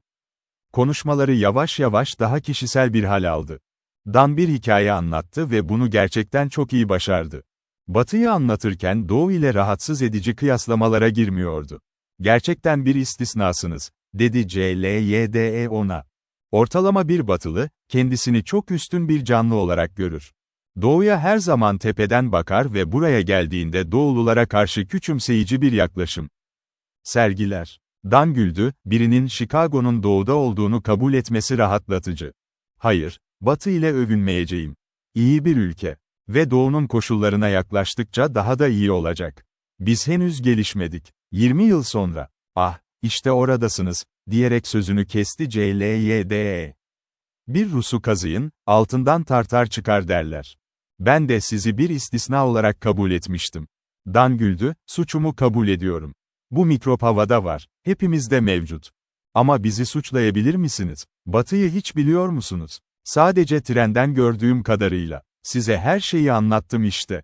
Şimdi karşılığında siz kendinizden bahsedin. Bayan Wade sizin bir çiftçi olduğunuzu söyledi. Evet, dağların tam görüş alanında, Kuru Kuşak'ta iyi bir çiftliğim var." "Kuru Kuşak mı?" diye sordu CLYDE. "Evet, az yağmur alan ya da hiç yağmur almayan bölgelere, Kuru Kuşak denir. Eskiden bu yüzden buraların işe yaramaz olduğu düşünülürdü. Ama sulama teknolojisi keşfedildiğinden beri. Bakın, aslında bu Amerika'da bizim için yeni bir deneyim. Kuru kuşak çiftçileri, diğer bölgelerdeki çiftçilerden daha avantajlı bir konumda. Çünkü biz, arazinin ihtiyacı olduğu her an ona nem verebiliyoruz. Diğerleri ise yağışların belirsizliğine bağımlı olmak zorunda. Yıllarca, 5 haftalık bir kuraklık yüzünden ürünleri mahvolan çiftçiler var. Ama biz, şehirdeki bir adamın çimlerini sulaması gibi tarlalarımızı sulayabiliyoruz. Yani, her yıl iyi bir hasat alacağınızdan emin olabiliyorsunuz. Hayır, emin olamayız. Sadece başarısızlık nedenlerinden en büyüğünü ortadan kaldırdık. Biz hala, sıcak rüzgarların, dolunun, erken gelen donların merhametine kalmış durumdayız. Bu kelimeler CLYDE için sadece birer isimden ibaretti. Zihninde somut bir görüntü canlandırmıyordu. Başakları henüz olgunlaşmadan kurutan o fırın gibi sıcak rüzgarları. Ürünü dövüp yere vuran doluyu. Ya da ilkbaharda taze yeşil filizleri. Sonbaharda ise çekirdekleri tam olgunlaşmadan koparıp atan o erken donları bilmiyordu. Ancak, karşısındaki adamın gözlerinde bu doğa olaylarının gerçek, ölümcül, sürekli tehditkar ve korunması imkansız birer düşman olduğunu görebiliyordu. Doğanın bazı güçlerinin her zaman büyütmek, diğerlerinin ise eşit derecede güçlü bir yıkım yaratmak için var olduğunu hafifçe fark etmeye başladı. Bu savaşan güçlerin arasında, toprağın adamı duruyordu. Zayıf, önemsiz. Kendisinin ve atalarının neredeyse tırnaklarıyla kazıyarak doğaya karşı kazandığı o zorlu bilgiyle direniyordu. Küçük avantajları bükerek, kontrol edemediği ve kaçamadığı etkileri küçümseyerek onlara açıkça meydan okuyordu. Ve CLYDE, adamın bu düşman güçlerden birini En çok korkulanını, yani kuraklığı yenerek kazandığı zaferi kısmen de olsa anlamaya başlamıştı. Bu hayatı seviyor musunuz? Evet, hoşuma gidiyor. Daha önce yaşadığım bazı hayat evreleriyle karşılaştırıldığında. İdeal bir durum. Çok çeşitli deneyimleriniz oldu mu? Çeşitli mi? Evet, sanırım onlara böyle diyebiliriz. Bana onlardan bahsetmez misiniz? Anlatacak çok şey yok. Ve olan kısım da pek eğlenceli değil. Bakın Bayan Burnaby. Eğer benim çocukken ağzımda bir gümüş kaşık olduysa bile, o kaşık çok küçük yaşta elimden alındı. CLYDE hızlıca araya girdi, affedersiniz. Korkarım bu isteğim fazla küstahçaydı. Hiç de değil. Çocukken batıya gittim ve ülkenin pek çok yerini gördüm. Sonra, yeterince para biriktirdiğimde bunu bir araziye yatırdım ve çiftçilik yapmaya başladım. Hepsi bu. Bir şekilde CLYDE. Bunun çok daha fazlası olduğundan emindi. Adamın ellerini incelemeye başladı. Parmakları uzun ve inceydi, ama düz, kaslı ve güçlüydü. Kararlılık sergiliyor, yaptığı her şeyi sıkıca kavrayabilecek bir güç barındırıyordu. Bir kez daha profiline baktı. Ve yine o yakalanması zor tanıdıklık hissiyle sarsıldı. Bana birini, ya da bir şeyi hatırlatıyorsunuz, dedi. Ama yerini bir türlü bulamıyorum. Kesinlikle, diye yanıtladı Dan. Umarım bu yersiz hatırlayış sizin için tatsız bir anı değildir. Tırnak işareti. Net değil. Ama orada bir yerde duruyor. Sorun bana doğrudan bakmanızda değil. Profilinizde, yani yan manzaranızda. Tabii ki sizi daha önce hiç tanımadım. Tabii ki hayır, diye onayladı adam. Ama gözlerinin içi gülüyordu. Unutkan mıyım, diye çıkıştı CLYDE. Kesinlikle hayır. Kural olarak hiçbir şeyi unutmam. Dan sakin bir tonla konuştu, aslında. Beni hatırlayıp hatırlamayacağınızı merak ediyordum. Sizi daha önce bir kez görmüştüm ama bu geceden önce sizinle tanıştırılma onuruna erişemedim. Karşılaşmamız, eğer buna öyle denebilirse, çok gayri resmi bir durumdu. Ama ne zaman, nerede, diye sordu CLYDE. Hatırlamıyorum. Bu şaşırtıcı değil, diye itiraf etti adam. Farklı giyinmiştim. Doğal olarak beni bu kıyafetlerin içinde görmeyi beklemezdiniz. Akşam kıyafetlerine doğru aşağıya baktı, gerçek şu ki. O tren soygunu zamanında, sizin tam karşınızda oturuyordum. CLYDE şaşkınlıkla bağırdı, ah! Şimdi anladım. Tren durdurulduğunda. Neden? Tabii ki sendin. Seni tekrar gördüğüme çok sevindim. Her zaman, beni o adamın. Dan ciddi bir şekilde tamamladı, o hadsiz adamın. CLYDE gülümsedi, teşekkürler. O hadsiz adamın ilgisinden kurtardığın için sana teşekkür etmek istemiştim. Ama senin sayende saatimi kaybetmekten kurtuldum. Sonra bir de bana $10 ödünç vermiştin. Çünkü tüm paranızı almışlardı. Beni neden yanlarına almadıklarını bilmiyorum. Para hala bende, aslında ihtiyacım da yoktu. Çantamda seyahat çeklerim ve kredi kartlarım vardı. Parayı hemen sana geri vermeyi amaçlıyordum. Umarım bu durum seni zor durumda bırakmamıştır. CLYDE sustu. Adamın trendeki o mali durumunu yanlış tahmin ettiğini, onun aslında göründüğünden daha varlıklı biri olabileceğini fark etmişti. Hiç de değil, diye yanıtladı Dan. Kenarda küçük bir birikimim vardı. Ama sonra sana ne oldu, diye sordu CLYDE. Geri dönmedin. Kondüktöre, hamallara, herkese sordum. Ne olmuştu? Açıklaması çok basit. Ama bununla pek gurur duymuyorum. Önden silah seslerini duyduğumda, tren görevlilerine yardım etmem gerektiğini düşündüm ve iyi niyetle dışarı çıktım. Soyguncular geri çekiliyordu. Çok fazla ateş açtılar ama kimseye zarar vermediler. Atlarının demiryolunun yaklaşık 500 yarda ilerisindeki bir patikada olduğunu tahmin ettim. Tabii ki eğere bindiklerinde onları yakalamamız imkansızdı. Ben de eğer onlardan önce atlara ulaşıp hayvanları serbest bırakabilirsem, onları tamamen köşeye sıkıştırabileceğimi düşündüm. Bunu yapmaya çalıştım. Ama koşarken tökezledim. Kafamı bir kütüğe ya da taşa çarptım. Her neyse, bu darbe beni bayılttı. Rüya aleminden çıkıp kendime geldiğimde ise tren çoktan hareket etmişti ve yetişemedim. Bu yüzden bir sonraki istasyona kadar yürümek zorunda kaldım. Orada, kendimin bir soyguncu olmadığını açıklayana kadar canım çıktı. O aptallara, aklı başında hiçbir soyguncunun soygundan birkaç saat sonra yürüyerek gelmeyeceğini bir türlü anlatamadım. CLYDE, adamın bu hikayeyi bu kadar düz ve yalın anlatması karşısında hafif bir hayal kırıklığına uğradı. Neredeyse her erkek, böyle bir olayı anlatırken kendisini biraz överdi. Ama Dan bunu hiç yapmamıştı.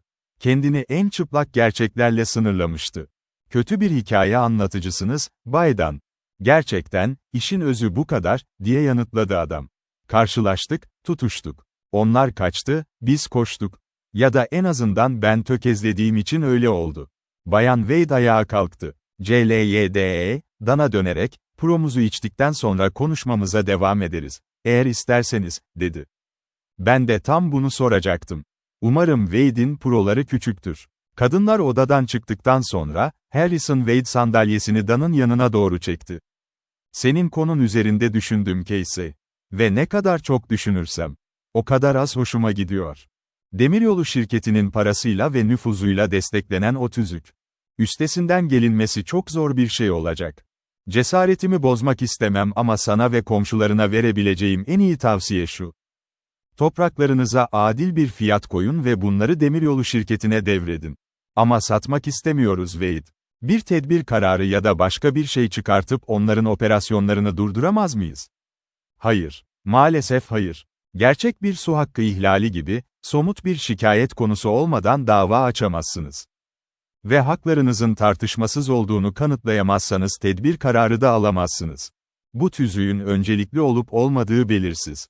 Seninle açık konuşuyorum. Sıradan bir müşteriyle profesyonel bir maske takarak konuşurdum ama şu anda bunun ucu mahkemeye dayanan çok karmaşık bir soru olduğunu itiraf etmeliyim.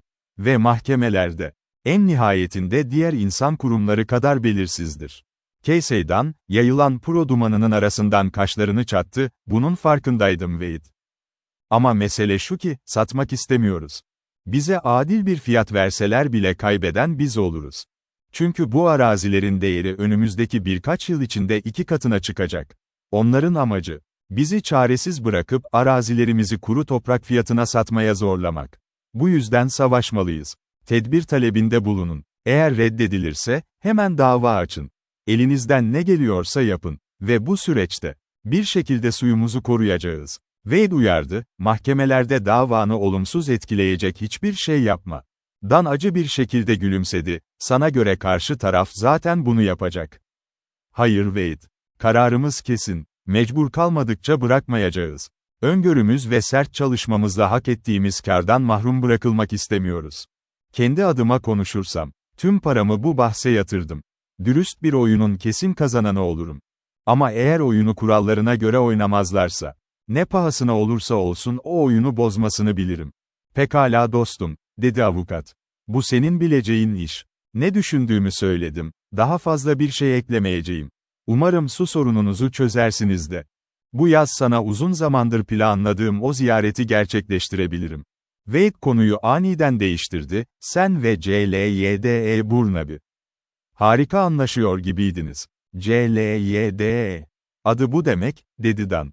İyi bir kıza benziyor. Öyledir. Tabii onun kim olduğunu biliyorsun, değil mi?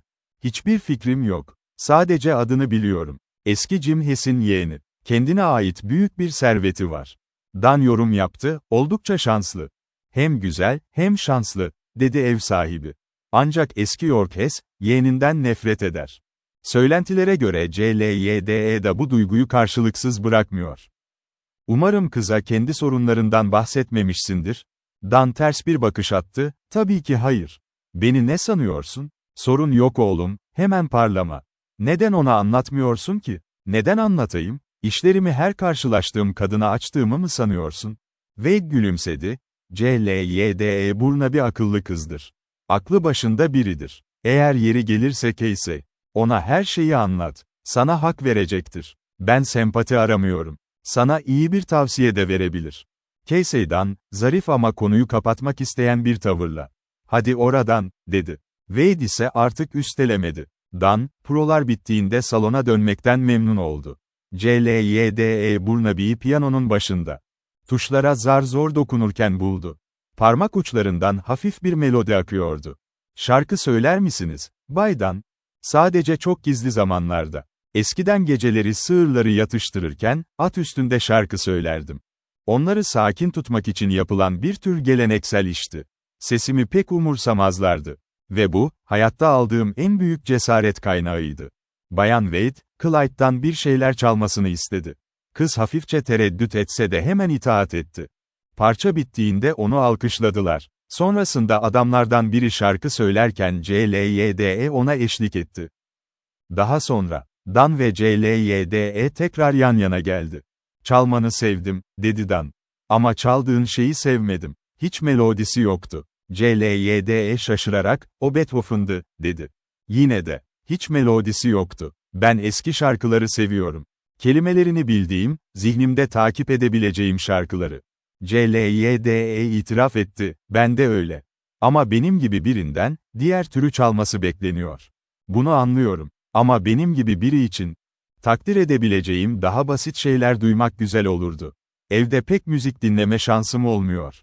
Bana çiftliğinden bahset. Ne yaptığını, nasıl yaşadığını bilmek isterim. Ama öncelikle, baştan affına sığınarak soruyorum. 1. Bayan Dan var mı?" "Şansım yok," diye yanıtladı adam. Ardından çiftlik hayatının rutinini kısaca özetledi. CLYDE dikkatle dinliyor, peş peşe sorular soruyordu. Akşam hızla akıp gidiyordu. Misafirler yavaş yavaş ayrılmaya başladı. Ancak CLYDE, geceyi Wade ailesiyle geçirmek üzere kalmıştı. Dan vedalaşırken, CLYDE araya girdi. "Bu arada, $10 banknotun hala bende. Onu sana göndereceğim. Bunu yapma, sakla." "Yapamam." "Tabii ki yapabilirsin. İstersen bana faiz ödersin." "Yüzde kaç?" "Bizim buraların mevcut oranı. %8. CLYDE güldü, "Pekala. Güzel bir fırsat. Ama teminatın nerede?" Dan ciddi bir şekilde düşündü, "Kesinlikle bir teminatım olmalı. Yakana taktığın o gül benim için yeterli bir güvence olacaktır." CLYDE hafifçe kızardı. Ve adama hızlı bir bakış attı. Bayan Wade seslendi, "Kitty. Seni şahit olarak istiyorum. Bay Dan bana bir kredi verdi. Onun teminatı bu güldür. Ve başka hiçbir şey değildir. Lütfen ona bu gülü verdiğime tanıklık et." Ve o gecenin ilerleyen saatlerinde, Kitty Wade eşine şöyle dedi. "Bir çiftçi için Harry, senin şu Casey Dan'ın oldukça yetenekli." CLYDE Burnaby'nin daha önce herhangi bir adama çiçek verdiğini hiç görmemiştim. Wade, uykulu ve küçümseyici bir tonla, "Ve sen de hemen ilk görüşte aşkı görüyorsun," dedi. "Saçmalama Kitty, yanlış iz üzerindesin. Casey iyi bir adam ama. Tanrı aşkına. Adamın kafasında bir sürü iş var, hem kız ona sadece bir gül verdi. Üstelik bu işleme şahit olman için seni de çağırmadı mı? Bu durum, senin o romantik teorini tamamen çürütüyor." Bayan Wade eşine baktı ve noktayı koydu. "İşte bir avukatın hayattan anladığı tek şey bu. Seni yaşlı aptal. Görmüyor musun? Odada o kadar çok insan varken, o gülü adama başka türlü nasıl verebilirdi ki?"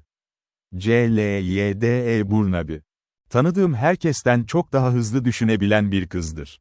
Casey Dan, endişeli doğru atını durdurdu ve bir yükseltiye çıkıp, Talapus çiftliğine yukarıdan baktı. Önünde, 1000 dönümlük bir arazi uzanıyordu. Eğik öğleden sonra güneşinin altında, yemyeşil bir vaha gibiydi. Kavrulmuş, kahverengi toprakların ve nadiren yağan yağmurların büyüsüyle yeşeren, o kısa, kuru otların ortasında, tam bir vaha. Çiftlik, öncü Donald McCrae'ye aitti ve burası, bölgenin gözbebeğiydi. Bölgeye yeni gelenler için, sulama sonuçlarının canlı bir kanıtı, bir gösteri yeriydi. Bu geniş, bereketli dönümler, neredeyse tamamen düz bir araziye yayılmıştı. Hiç boş toprak yoktu. Değerini düşürecek ne bir yarık, ne de çorak bir tepe. Her bir karışının sulanması ve hakkıyla işlenip yetiştirilmesi gerekiyordu. Dan'ın gözü, kenarları yeşil söğütlerle işaretlenmiş hendek çizgilerini takip etti. Buğday, yulaf, yonca, çayır otu ve kırmızı üçgül. Onlar ana arterlerdi. Tarlalara hayat veren suyu taşıyan, dallanmış damarlardı. O su ki, onsuz toprak çorap ve çorak kalırdı. Ama bu suyla, yüzyılların birikmiş bereketini harika bir şekilde açığa çıkarıyordu. Çiftliğin bir ucunda, kuzey ve batıda korunaklı alçak tepelerin eteğinde çiftlik evinin kendisi yer alıyordu. Etrafı genç meyve bahçeleri, ahırlar, ambarlar, hayvan ağılları ve alet kulübeleriyle çevriliydi. Bu mesafeden, o berrak ve kuru havada, tıpkı birer oyuncağa, minyatüre benziyorlardı. Açıları ve gölgeleriyle keskin bir şekilde hatları belliydi. Aynı şekilde, tarlalardaki hayvanlar da Lilliput boyutlarındaydı. Küçücüktü. Eğerin üzerinde oturduğu yerden Dan, Coldstream'i görebiliyordu. Neredeyse büyük bir nehir sayılabilecek bu akarsu. O kuruluk diyarında, nehir, adını onuruyla taşıyordu. Kaynağı, büyük yeşil buzullar ve tepelerin sonsuz karlarına dayanıyordu. Kıyıları, söğüt ve pamuk ağaçlarıyla yemyeşildi. Bu, paha biçilemez bir hazine akışıydı. Onunla birlikte toprak gelişiyor, onsuz ise, toprak da, toprağı işleyen insanlar da yok oluyordu. Ve o çiftlik, ve benzerleri, diye mırıldandı Dan dişlerinin arasından. Kuruyup bozkıra dönmeli, öyle mi? Sahipleri, o eski haydut York'un belirlediği fiyata satmadığı sürece. Peki, Bay York, seni sarı şeytan. Son sözler Cromwell York'a atıfta bulunmuyordu.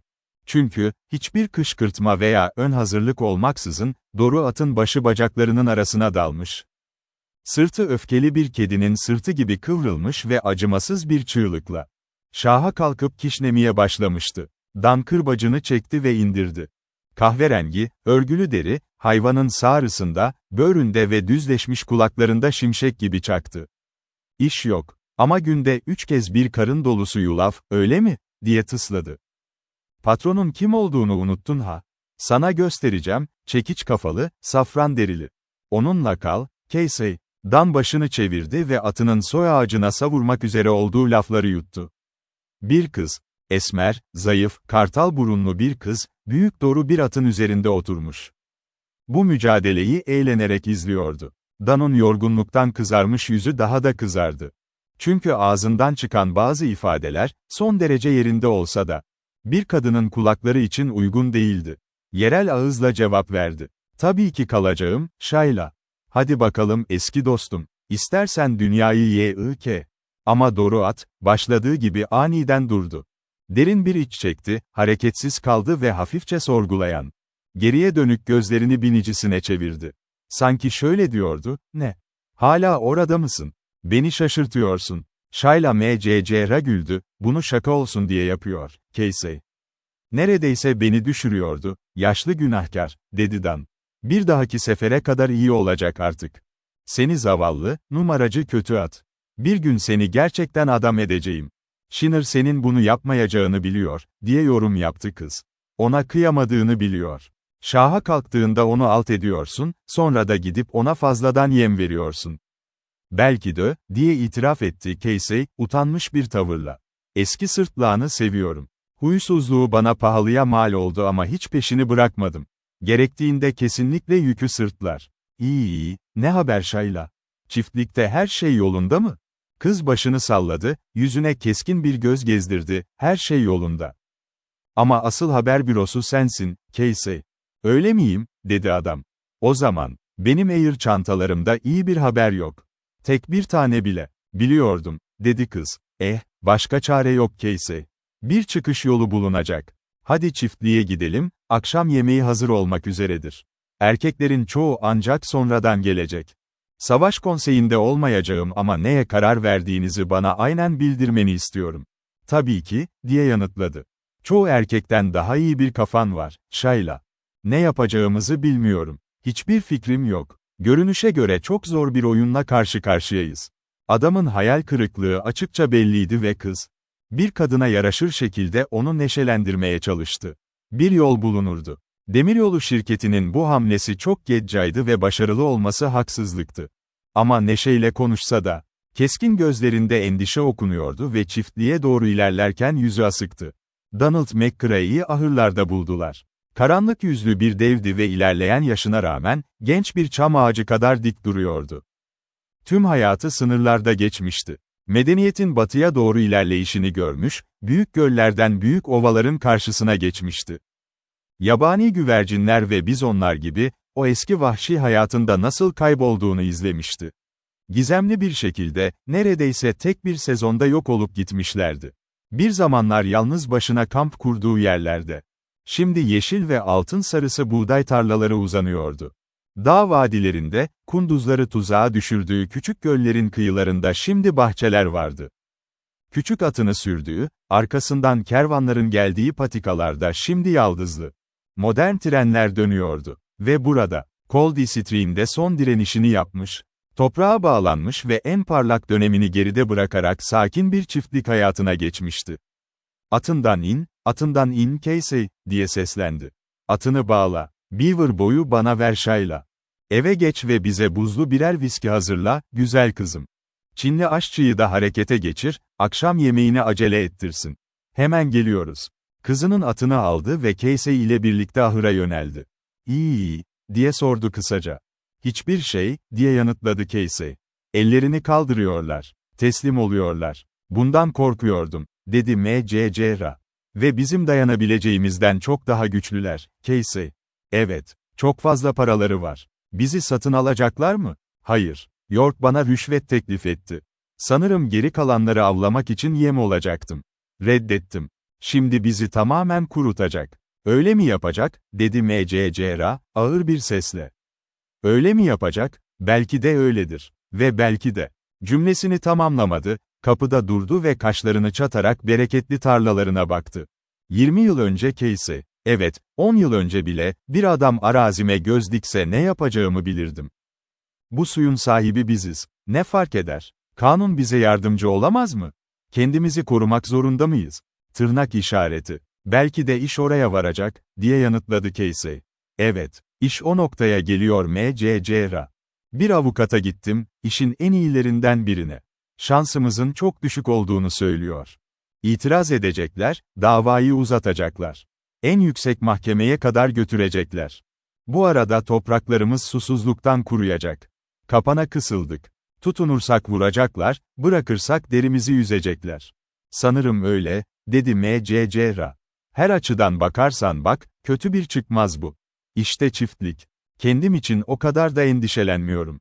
Daha önce de parasız kaldım, yıllarca kendi başımın çaresine bakabilirim. Ama burada karım var. Shayla ve Alec var, onlar için çalıştım. Onlara bırakacak tek şeyim bu. Görüyorsun ya Casey. Bunu kaybetmeye dayanamam. Biliyorum, dedi Casey, şefkatle. Zor bir durum. Bak Donald. İstersen ortaklığımızı bozmak için oy veririm. Her adam kendisi için elinden gelenin en iyisini yapar. Hayır, öyle demek istemedim, dedi M.C.C.R. Demiryolu şirketi bize adil bir fiyat vermez ve bu dava tepemizde sallanırken kimse burayı satın almaz. Ben buradayım. Ama senin durumun farklı. Gençsin, evli değilsin. Tabii ki bu senin hakkın ama önünde yeni bir hayat kuracak zamanın var. Sana satın almayı teklif ettiler. Bence tekliflerini kabul etsen iyi olur. Bu sana başlamak için bir sermaye verir. Hiçbirimiz bu yüzden senin hakkında kötü düşünmeyiz. Anlaşmamız, bunu sonuna kadar birlikte savaşacağımız yönündeydi. Eğer satarsak, demiryolu ya hepimizi satın alacak ya da hiçbirimizi. Eğer sen dayanabiliyorsan, ben de dayanırım. Ama görüyorsun ya, Casey. Anladım Donald. Beni bundan daha iyi tanıyorsun. M.C.C.R. kocaman bir eliyle adamın omzuna vurdu. Sesindeki ton, çocukluğunda babasından öğrendiği o Kelt aksanına dönmüştü. M.C.C.R., o büyük kürk şirketinin zamanında binlerce millik vahşi doğaya hükmetmiş bir soydandı. Seni tanıyorum evlat ve seninle gurur duyuyorum. Bak, Shayla kapıda, bizi çağırıyor. Birer kadeh içki ve birkaç lokma. İçimizdeki cesareti canlandırır. Kadınların yanında moralimizi yüksek tutmalıyız, evlat. Ama bu karara rağmen, akşam yemeği hiç de neşeli geçmedi. Konuşmalar kopuk kopuktu, araya uzun sessizlikler giriyordu. Bayan M.C.C.R. Hafif, nazik, dalgalı gümüş saçlı o anne figürü. Açıkça endişeliydi. Kocası, tabağındaki yemeğe bakarak dalıp gidiyordu. Shayla ve Casey, her ikisinin de aklında olmayan saçma konular hakkında konuşmaya çalışırken, sürekli hata yapıyorlardı. Ve evin oğlu, Alec M.C.C.R. İnce, şahin yüzlü 22 yaşında bir genç. Kız kardeşine çok benziyordu ve neredeyse tamamen sessizdi. Akşam yemeğinden kısa bir süre sonra, haklarını korumak için birleşen diğer çiftçiler, at sırtında ve arabalarıyla gelmeye başladılar. Her yaştan adam vardı. Bir düzine farklı soy ve milliyetten geliyorlardı ama Kelt ve Anglo-Sakson türleri çoğunluktaydı. Oscar Swanson vardı. Ağır, iri, yavaş hareket eden, gerçek bir İskandinav devi gibi sarışın bir adam. Wyndham vardı, köklü bir aileden gelen, parmak uçlarına kadar tam bir İngiliz beyefendisi. Yaşlı Ike James vardı, Dili, doğduğu güneyin şivesini ve o yumuşak, ağırbaşlı tonunu taşıyordu. Eugene Brule vardı, 1/3'ü Quebec Fransızı, kalanı yerli Cree kabilesinden. Carter, O'Gara, Bullen, Westwick ve yarım düzine adam daha. Hepsi rüzgardan ve güneşten bronzlaşmış, bakışları sabit, az konuşan adamlardı. O anda hayat, onlar için ciddi bir işti. Çiftlikleri her şeyleriydi. Geleceklerini buraya bağlamışlardı. Bir yıl öncesine kadar kendilerini şanslı ve bağımsız hissediyorlardı. Mütevazı bir birikimle. Sonra o endişe verici söylentiler geldi, ardından, inşaat çalışmaları söylentileri doğruladı.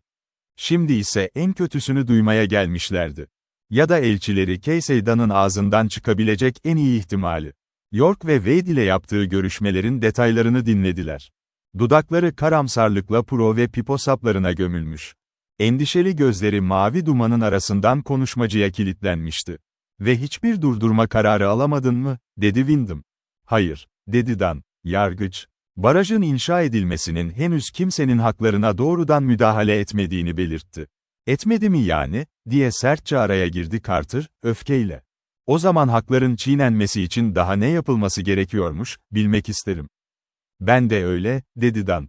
Neyse, hakimin kararı bu oldu. Ve tabii ki, onlar suyu gerçekten kesene kadar yasal olarak bir şey yapamayız. Avukat Wade, eğer adil bir fiyat alabiliyorsak satmamızı tavsiye ediyor. Ve beyler, size rapor edebileceğim tek şey bu. Adil bir fiyat mı, diye bağırdı Carter. Konuşması kolay, ama kim bize o fiyatı verecek? Demiryolu şirketi satın almıyor, bizi susuz bırakıp bedavaya çökmek onlar için daha ucuz. Başka kimse de burayı almaz. Ve eğer iş o noktaya gelirse, adil fiyat nedir ki? Arazi fiyatları her yerde yükseliyor. Şimdi satarsak, kendimizi kendi ellerimizle soymuş oluruz. Sanırım suyumuzu kesmeye başladıklarında mahkemeye gideriz, dedi yaşlı James. Peki bu dava işleri karıştırırken, dava sonuçlanana kadar bize yeterli su verilecek mi? Maalesef hayır, diye yanıtladı Casey. En kötüsü de bu. Wade, suyu bir kez kestikten sonra, dava son temyiz mahkemesinde çözülene kadar barajı ellerinde tutabileceklerini düşünüyor. Bu da bizi tamamen oyunun dışına iter. Tam bir çıkmaz sokak, dedi James. Görünüşe göre bizi her yönden kuşatmışlar. Kazanma umudumuz pek parlak görünmüyor beyler. Ama kendi adıma konuşursam, hangi fiyata olursa olsun satmıyorum. Beni kara toprağa gömene kadar burada yaşamaya kararlıyım. Sanırım son kurşunum kalana kadar bu oyunda kalacağım. Bizi susuz bırakabilirler ama bu ihtiyar derimi korkutamazlar. Buradaki olay, arazi gaspından farksız. Ben suyumu almaya devam edeceğim. Ve bizi buradan sürmeye kalkan o herif. Yeşil tarlalara ancak Ürdün Nehri'ni geçip öteki dünyada bakabilir. Bu sözler, kuru saman alevinin üzerine atılan kıvılcım gibiydi. Çok doğru, iki amca, diye bağırdı Carter. Tanrı aşkına, ben de seninleyim, diye bağırdı Windham. Ben de varım, diye haykırdı Brule. Tanrı şahidimdir ki, evet, evet, hadi denesinler bakalım. Diye bağırdı genç Alec McGra, gözleri, ilk avını gören vahşi bir şahin gibi parlıyordu. Bırakın denesinler, diye uğursuzca tekrarladı, kendi kendine başını sallayarak. Ama diğerlerinin bu heyecanının üzerine, Donald McCrae'nin sözleri buz gibi bir duş etkisi yarattı. Beyler, bu tam bir aptallık. Alec, senden bir daha böyle şeyler duymayacağım. James, sen daha iyi bilmelisin. Hukuku bu şekilde çiğneyemeyiz. Eski günler geride kaldı. Ben henüz gitmedim, sen de gitmedin, diye yanıtladı yaşlı James. Gözleri, kısık kapaklarının ardından kasvetle parlıyordu.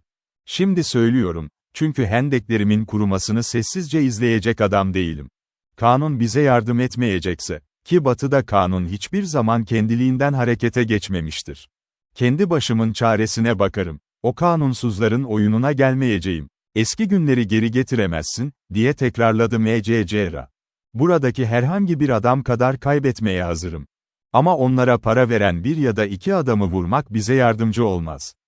Bunu hepiniz biliyorsunuz. Öyle, diye itiraf etti Casey.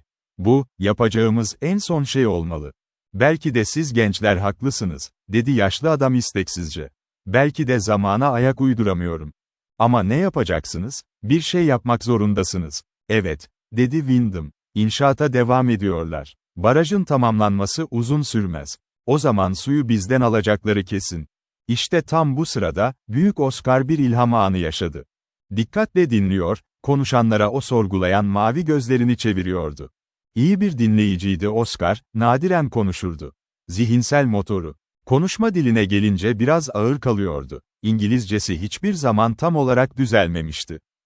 Ancak bu noktada tartışmaya katkısı gerçekten dikkat çekiciydi. Şöyle dedi: "Söyleyin bana, bence, o barajı havaya uçursak nasıl olur?" Sakince. Bir an ona baktılar. Ve bu öneri zihinlerinde kök salmaya başladı. Baraj yıkılırsa, su, yeniden inşa edilene kadar onlara ait kalmaya devam edecekti. Bu çok açıktı. Doğru. Bu yıkım yasa dışı bir eylem olurdu, bir savaş ilanı anlamına geliyordu. Ama onlara karşı savaş zaten ilan edilmişti. Onlar sadece ilk darbeyi vuracaklardı. Ve mantıklı olan buydu. "Aferin oğlum Oscar," dedi Carter.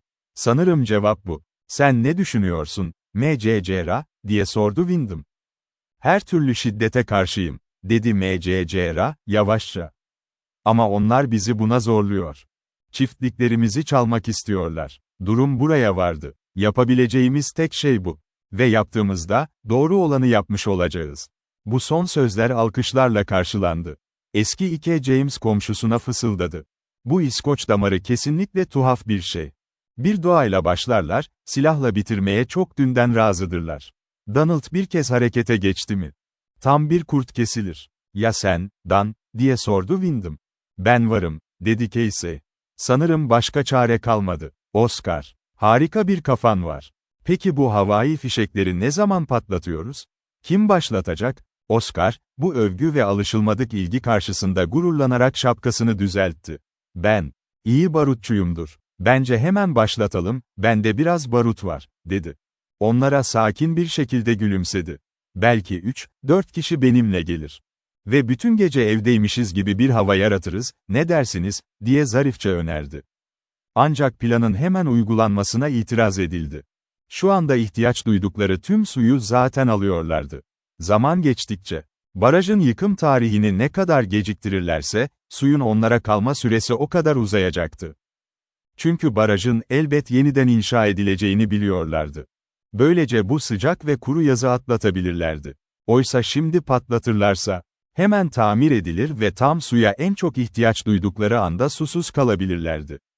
Tam o aşamada, stratejik bir sessizlik politikası izlemek en mantıklısı görünüyordu.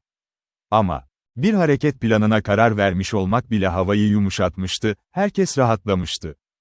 Umutsuz bir çaresizliğin yerini, tıpkı bir savaş öncesindeki o heyecanlı gerilim almıştı. Ahır fenerlerinin ışığında, Koşum ve Air takımları toplanırken gülüşüp şakalaştılar. Ve Talapus çiftliğinden ayrılırken, herkes, geldiklerinden çok daha yüksek bir moralle evine döndü. Seyrek yerleşim olan topluluklarda, haberlerin ne kadar hızlı yayıldığını, kimse tatmin edici bir şekilde açıklayamamıştır. Ama gerçek şu ki, haber, tartışmasız bir hızla yayılır.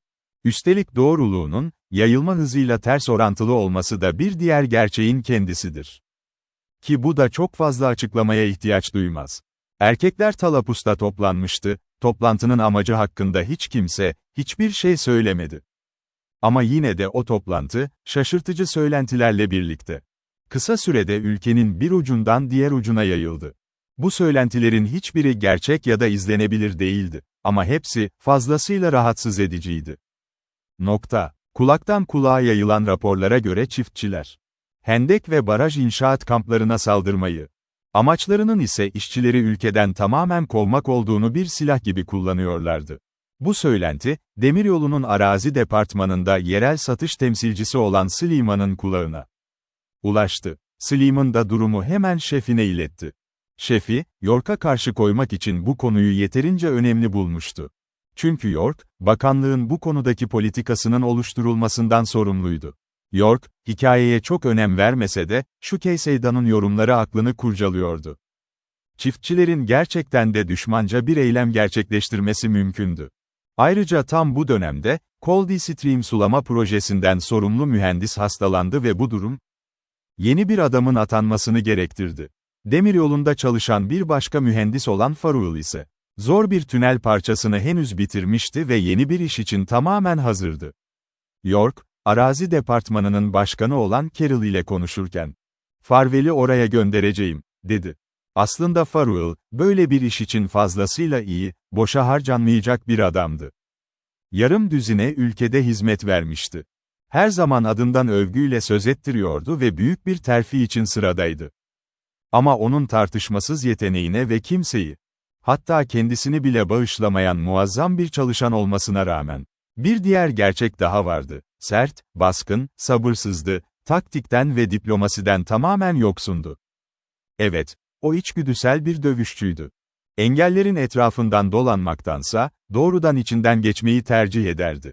Uzlaşmak yerine, kışkırtırdı. Ama gerçek bir sorun çıktığında, o sert adama ihtiyaç duyulduğu, daha önce birkaç kez kanıtlanmıştı.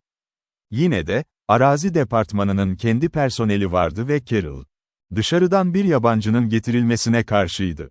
Farwell'i göndermeye gerek yok, dedi. Biz kendimiz bakabiliriz. York ise emindi, bir şeyler ters giderse, orada bulundurabileceğimiz en iyi adam Farwell'dir. Bu çiftçileri hizaya getirecektir. Onu göndereceğim. Farwell, Coldstream bölgesine sert bir öfkeyle indi. Çünkü bu işe baktığında, mesleki onurunun çok altında olduğunu düşünüyordu. Kendisi burada oyalanırken, başkalarının daha iyi işler kapacağını biliyor ve bu yüzden kendini haksızlığa uğramış hissediyordu. Gerçekten de, istifanın eşiğine gelmişti ve bu işi, yakın gelecekte çok daha iyi bir pozisyon sözü alarak kabul etmişti. Küçük Coldstream istasyonunda trenden indiğinde, bölgeye, sakinlerine ve geleceğe karşı zaten büyük bir önyargı besliyordu.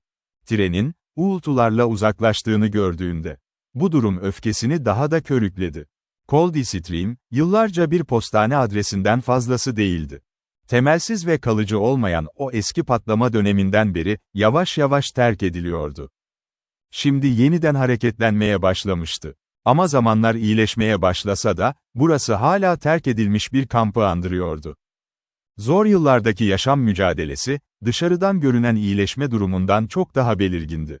Evlerin çoğunda artık oturuluyordu, ancak neredeyse hepsi boyasızdı. Rüzgar, güneş ve karla griye, kahverengiye dönmüş, ıssız ve korkunç bir hal almıştı. Gevşemiş tahtalar ve katranlı örtülerin uçları rüzgarda çırpınıyordu. Henüz bahar olmasına rağmen, çirkin kulübelerin arasından kıvrılan yol toz içindeydi. Gün, mevsime uygun olmayacak kadar sıcaktı ve hava tamamen durmuştu. Toz bulutu, pamuk ağaçlarının genç yaprakları üzerinde bir tortu gibi duruyor.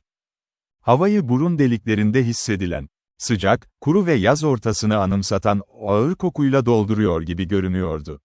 Tüm toprak, sıcak güneş ışığında yüzüyor ve parlıyordu. Boyasız binalar, yükselen sıcak hava dalgalarıyla bulanıklaşıyor, sanki dans ediyordu. Arada bir görünen pamuk ağaçlarının yeşilliği dışında, arazi, kuru bir baharın çıplaklığıyla kahverengi tonlarına bürünmüş ve gözü alabildiğine yoruyordu. Farwell, bu kasvetli manzara karşısında kendi kendine yeminler ediyor. İşverenlerine ve dünyaya karşı öfkesi daha da bileniyordu. Kendini kullanılmış ve küçümsenmiş hissediyordu. Zihninden, işi bir an önce aceleyle bitirip, bu lanetli yerden en kısa sürede ayrılacağına dair yeminler etti. O sırada, el arabası süren istasyon görevlisi ve bagaj satıcısı yaklaştı. Gri saçlı, buruşmuş, solgun yüzlü ve soluk mavi gözlü küçük bir adamdı. Mühendis ona doğru seslendi. "Ben Farwell." Görevli arabayı durdurdu, dostça gülümsedi, etrafında döndü. Ve sol eliyle sol kulağını tuttu. Aynı anda, Farwell'in burun deliklerine keskin ve garip bir koku doldu. "Ne dedin?" diye sordu görevli. "Doğal olarak sağ kulağım az duyuyor. Bir kokarca vurmaya çalışırken oldu. Silah elimde patladı, ben de baltayla o yağmacıyı geberttim. Sen hiç baltayla kokarca öldürdün mü? Eğer yapmadıysan, sakın deneme. O yaratı alt etmek büyük enerji ister. Kıyafetlerimi gömmek zorunda kaldım. Üstelik yeni bir gecelikti, üzerinde pazen astarı vardı. Kendimi gaz yağıyla ve köpek için sakladığım balina yağı sabunuyla ovuşturdum ama. Hala tam temizlenmiş sayılmam. Burnunu kırıştırdığını görebiliyorum, seni suçlamıyorum. Rüzgarın estiği tarafa geçeyim en iyisi. Bak, olay şöyle oldu. O dünya hırsızı tavuk kümesindeydi." Tırnak işareti. Mühendis araya girdi. "Ben Farwell olduğumu söyledim." "Farrell mı? Ne demek?" dedi istasyon görevlisi. 30 yıl önce tanıdığım bir Farrell vardı. Yoksa onun babası mısın? Onun halkı Munster'den geliyordu. Eğer sakıncası yoksa. Onu pek sevmezdiniz ama belki de siz annenize benziyorsunuz. Yine de, yaşınız yüzünden onun oğlu olamazsınız diye düşünüyorum. Her ne kadar Mormon olduğunu duymuş olsam da. Mühendis, bu gereksiz gevezelik karşısında sinirlenerek sözünü kesti. Farrell dedim, Farrell değil. Richard K. Farrell. İstasyon görevlisi samimi bir şekilde elini uzattı, kendi adım 100. P. Kilti, dedi. Baş harfler Cornelius Patrick'i gösteriyor ve sizi tanıdığıma sevindim. Burada şu anda çok az seyyar satıcı duraklıyor. Ama ticaret, bu arazi patlamasıyla birlikte kesinlikle artacak. Farwell'in dişlerinin arasında sıkıştırdığı Pro'ya yan gözle bakarak ekledi. Pro işinde misiniz yoksa? Ben de iyi bir Pro'nun piriyimdir. Ama şu serserilerin içtiği sigaralar artık beni pipoya mahkum ediyor. Üzerinize alınmayın Bay Farrell, şüphesiz sizin kaliteniz daha iyidir. İsterseniz sizi oteli işleten Bob Schiller ile tanıştırabilirim. Farwell'in sabrı tamamen tükenmişti. Adeta patladı, bak buraya. Ben Farwell'im. Bu sulama işini devralmak için gelen mühendisim. Bana bir telgraf gelip gelmediğini ve bu şeytanın kampının nerede olduğunu bilmek istiyorum. Oraya nasıl ulaşacağımı ve Schiller'ın otelinde banyo yapıp yapamayacağımı öğrenmek istiyorum. O kadar. Bunun üzerine Cornelius Patrick Kilti, adamın elini tekrar sıktı. Kendini suçlar bir tonla bağırdı, seni bir seyyar satıcı sandım ya, bana da ne demek lazım? Tabii ki adınızı sık sık duydum. Ben hemen şuradaki kulübede yaşıyorum, hani şu çitleri olan kulübede. Diğer kısımlar bir yıl önceki toz fırtınasında yıkıldı, vaktim olduğunda onları tekrar dikeceğim.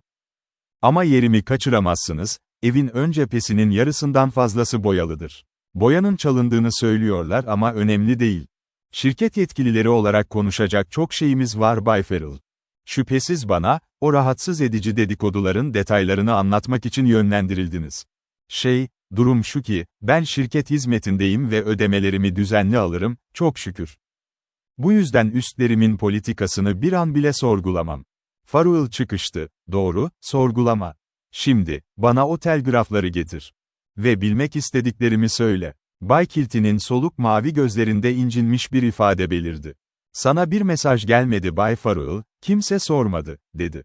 Ama şirketin arazi temsilcisi Bay Slim'in, otomobiliyle sizi istediğiniz yere götürecektir. Şehir merkezine giderken onun tabelasını görürsünüz. Ama adam adama konuşalım Bay Farrell. Bu şirketin çıkarlarını canı gönülden taşıyan biri olarak, size küçük bir tavsiyede bulunmak isterim. Tırnak işareti. Farrell isteksizce sordu, peki, nedir? Kilti sesini alçalttı, şu. Buradaki adamlar, yani çiftçiler acı içinde. Onların acısını daha da artırma. Görev görevdir ve kesinlikle yapılmalıdır. Ama elinden geldiğince dikkatli ol. O sırada istasyona yaklaşan iki atlıya bakarak sustu. Farrell sordu, o insanlar kim? Kilti, o beyefendi Casey'dan, genç kadın ise Bayan Shayla M.C.C.R. dedi. Farrell, "Dan'ı duymuştum," dedi, bunu York'tan öğrenmişti. Peki McCrae'nin kızı kim? O da mı aynı gruptan? Kilti, gururlu ve sakin bir sesle, Bayan M.C.C.R. tam bir hanımefendidir, dedi. Ve Casey'dan da benim can dostumdur. Atlılar peronda durdu ve Casey'dan görevliye seslendi, merhaba Corny. Talapus veya Çekçak için bir yük var mı? Çekçak, kendi çiftliğinin adıydı ve o dilde kartal anlamına geliyordu. Kilti, ikisi için de yük var, diye yanıtladı. Ama tabii ki şimdi almayacaksın. Merhaba Bayan Shayla. Şirketin buz gibi limonatasından bir bardak ikram edeyim mi, yoksa size bir sürahi mi getireyim? Shayla, atının üzerinden inerek, harika olur Bay Kilti, teşekkürler, dedi. Kilti, mühendisi büyük bir titizlikle tanıttı. Farrell şapkasını kaldırıp kıza doğru eğilerek selam verdi, ancak Casey'dana elini uzatmadı. Anlamlı bir şekilde, seni duymuştum. York'tan, dedi. Casey, Bay York'un yüzler ve isimler konusunda harika bir hafızası olduğunu duymuştum. Diye karşılık verdi. Onun tarafından hatırlanmak oldukça gurur verici. Kendisiyle sadece bir kez tanışmıştım. Farrell kuru bir sesle, seni çok iyi hatırlıyor, dedi. Shayla M.C.C.R. kenarda durmuş, onları izliyor. Bu sıradan kelimelerin altındaki çelik gibi sert gerilimi hissediyordu. Erkekler, bilinçsizce birbirine meydan okuyordu. Farrell biraz daha uzun ve çok daha kalıplıydı. Doğal bir güç ve hakimiyet izlenimi veriyordu. Ağır, kare çenesi, sıkı ağzı ve kalın kaşlarının altındaki sert, siyah gözleri. Zalim olmasa da, hükmetmeye alışmış bir liderin işaretleriydi. Kaslı ve yapılı vücuduyla, kendine ve konumuna güvenen bir adam gibi sağlam duruyordu. Casey Dunn ise daha hafif, daha ince hatlara sahipti. Saf bir güçten ziyade, yüksek bir dayanıklılık, direnç ve çekim gücü kapasitesi barındırıyor gibiydi. Farklı bir kalıptan çıkmış, farklı bir silah gibiydi. Farrell bir savaş baltasına benzetilebilirse, Dunn bir rapier, yani ince bir kılıçtı. Ve bir savaş baltası olarak Farrell, Dunn ile ilişkilerini yumuşatmak için hiçbir sebep görmüyordu. Onu, bölgedeki tüm sorunların elebaşı olarak kabul ediyor ve bu lanet çölde bulunmasının doğrudan sorumlusu olarak görüyordu. Hayır, dedi Farrell, York pek unutmaz ve oldukça çok şey duyar, ben de öyle. Bu barajı bitirmek ve sulama işini tamamlamak için geldim. İşi hızlandıracağım. Dunn, duyduğuma göre işler zaten oldukça iyi gidiyor, diye yorum yaptı. Yapsanız son dokunuşları yaparsınız. Güzel bir iş oldu. Ama yamaç hendeklerine dikkat etmelisiniz, bazen su onları alıp götürüyor. Farrell şaşırmıştı. Karşısındakinin tonunda hiçbir samimiyetsizlik veya düşmanlık belirtisi yoktu. Sanki konuyla hiç ilgilenmiyormuş gibi, tamamen kişisel olmayan bir tavırla konuşuyordu. Yeterince dikkatli olacağım, diye karşılık verdi Farrell. Dunn'a, her türlü sorunla başa çıkmaya hazır olduğunu hissettirmek istedi. Ancak ikinci bir düşünceyle, daha iyi bir fırsat beklemeye karar verdi. Anlamlı bir şekilde ekledi, pek çok şeye çok dikkat edeceğim. Dunn, gerek yok, diye karşılık verdi. Su, her zaman zayıf noktaları er ya da geç bulur. Günaydın Bay Farrell. Ne zaman vaktiniz olursa, çiftliğime beklerim, kime sorsanız yerini gösterir. Farrell bir an onun arkasından baktı.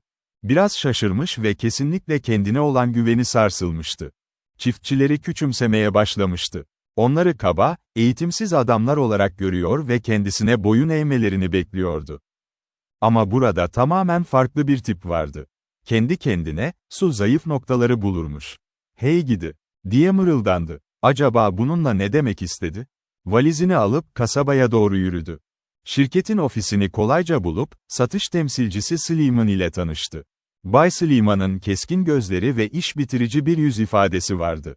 Rahatlamak için gömlek kollarını sıvamıştı ve piposundan sert bir tütün tüttürüyordu. İşe koyulduklarında Farrell sordu, bu söylentilerin aslı astarı nedir? Sleeman, bana daha kolay bir şey sor, diye yanıtladı. Merkeze duyduğum her şeyi rapor ettim. Yerinizde olsam gözlerimi dört açardım. Öyle yapacağım, dedi Farrell. Bu adamlar her zaman çok konuşur ama icraata gelince boş çıkarlar. Sleeman, burada öyle değil, dedi. Asıl tehlikeli adamlar hiç konuşmuyor. Bu durum bana kötü görünüyor. Sadece yerlerinde duruyor ve sessiz kalıyorlar. Ama emin olun ki bir şeyler düşünüyorlar. Eğer bir işe kalkışırlarsa, karşı karşıya gelinecek en kötü gruptur onlar. Eski madenciler, yük taşımacıları, kürk avcıları ve sert çiftçiler. En kötüsü de, bu söylentilerin işimize şimdiden zarar vermesi. Ve daha da kötüye gidecek olması. Nasıl yani? Toprak alıcıları bu söylentileri duyup kaçıyor. Hiç kimse, komşularıyla sürekli çekişme yaşayacağı ve su hakkı için kavga edeceği bir araziyi satın almak istemez. Satışlarda patlama yapmadan önce, bu meselenin tamamen çözülmesi gerekiyor. Farrell, dedi. Peki, ben işi bitirip suyu hendeklere vereceğim, benim görevim bu kadar. Bu adamlardan biriyle istasyonda tanıştım, adı Dunn. Sleeman sordu, Casey Dunn ile mi tanıştın? Peki onun hakkında ne düşünüyorsun? Ondan hoşlanmadım, fazla akıcı, fazla rahat. Doğrudan gözlerimin içine baktı ve yamaç hendeklerine dikkat etmemi söyledi. Sanki bu durum kendisini hiç ilgilendirmiyormuş gibi. Benim için fazla masumca bir tavır. Beni kandırmaya çalıştığını hissettim. Sleeman, diye mırıldandı. Casey buranın en güvenilir adamıdır. Burada büyük bir payı var. Çiftliğinin dışında çok fazla araziye sahip. Bu iş onun için ya var olma ya da yok olma meselesi. O zaman onun adına üzüldüm. Yanında bir kız vardı, adı M.C.C.Ra. O kim? Babası, buranın en büyük ve en iyi çiftliği olan Talapus çiftliğinin sahibi. Köklü bir ailedir McCree'ler. Ve sanırım Dan o kızla evlenecek, öyle mi? Hiç duymadım. Ama eğer öyleyse, onu suçlamam, harika bir kızdır. Farrell homurdandı. Shayla'nın görünüşünü beğenmişti. Ancak içindeki sert önyargılar ve Dan'a karşı duyduğu içgüdüsel hoşnutsuzluk nedeniyle, onun arkadaşlarından da hoşlanmamayı seçti. Kararlı bir sesle, sana ne yapacağımı söyleyeyim, dedi. Bu adamlara, onların yapacağı hiçbir şeyi umursamadığımızı hemen hissettireceğim. Eğer sorun istiyorlarsa, buyursunlar gelsinler. Slim'in, diye yorum yaptı, tabii ki ben burada arazi satmak için varım. Şirket benim patronum ve doğal olarak onun çıkarlarını savunurum. Ama kişisel görüşüm, o adamları sertçe ezmektense. Makul şartlarda anlaşarak kazanmak çok daha iyidir. Şu an canları yanıyor ve buna şaşıramazsın. Yerinizde olsam daha yumuşak davranırdım, işi olabildiğince kolaylaştırarak. Farrell, saçmalık, diye homurdandı. İstasyondaki o yaşlı aptal da aynı şeyi söyledi. Şirket nasıl olur da böyle bir fosili hala burada tutar, anlamıyorum. Slim'in gülümsedi, Kilti, inşaat günlerinden kalan bir mirastır. Demiryolu döşendiğinden beri burada. Bir keresinde büyük bir tren kazasını, sadece kendi cesareti ve saf İrlandalı şansıyla önlemişti. Her neyse, şirket ona bir nevi hayat boyu iş garantisi verdi. Onu tanıdıkça fena bir adam olmadığını anlarsın. Farrell kestirip attı, kovulmalı ve yerine genç bir adam getirilmeli. Çok konuşuyor. Tanrım. Bitmek bilmeyen bir plak gibi. Slim'in, aman, ne umurunda, dedi. Bu ıssız yerde konuşan bir robot fena olmuyor. Hadi bakalım, otele geçelim, sonra seni kampa götürürüm. İkisi alışılmadık şekilde sessizdi. Atlar kilometrelerce, millerle koşarken. Shayla önce kendini toparladı ve arkadaşına baktı. Çünkü onun şapkası alçak çekilmişti. Yüzünün, ağzından ve çenesinden başka pek bir şeyini görebiliyordu. Ancak ilki sıkıştırılmış, ikincisi ise bir hızla dışarı itilmişti. Kesinlikle agresif bir açı. Düşüncelerin için bir kuruş, Casey. Bedavaya al, diye karşılık verdi. Hiç bu oyunu bitirme şansı var mı diye merak ediyordum. Ama bunu göremiyorum. Bize karşı olan banka borsası çok büyük. Sonunda küçük yığınımızı alacak. Aynı şekilde, kader. Buna engel olamazsın, değil mi? Diye keskin bir şekilde yorum yaptı. Ne yapmak istiyorsun? Yatıp bırakmak mı? Bunu yapmazdın. Hazırlan. İşte konuşma diye buna derler, diye kabul etti. Ara sıra ihtiyacım olan şey bu. Belki de tarafsız bir görüş almaya çalışırken, karamsar bir bakış açısı ediniyorum. Bu Farrell hakkında ne düşünüyorsun? Farrell, demiryolunu birden fazla şekilde temsil ediyor. Ne varsa alır, ne isterse. Yeterince güçlüyse. O tam bir zorba, demiryolu da öyle. Ama o bir blöfçü değil, demiryolu da değil. Artık deneyimi, bolca var. Ve tahminimce, başlayabilecek herhangi bir sorunu halletmek için buraya gönderildiğini söylemeliyim. O şimdiden düşmanca davranıyor. Görebilirsin. Evet. Ve bir anlık sessizlikten sonra sordu, ne başlayacak, Casey? Tam olarak bilmiyorum. Tabii ki biliyorsun. Babam tek kelime etmiyor. Sandy ise erkeklerin işlerine karışmaya çalışan kızlar hakkında akıllıca sözler söylüyor. Dışlanıyorum. Ve bu bana ilk kez oluyor.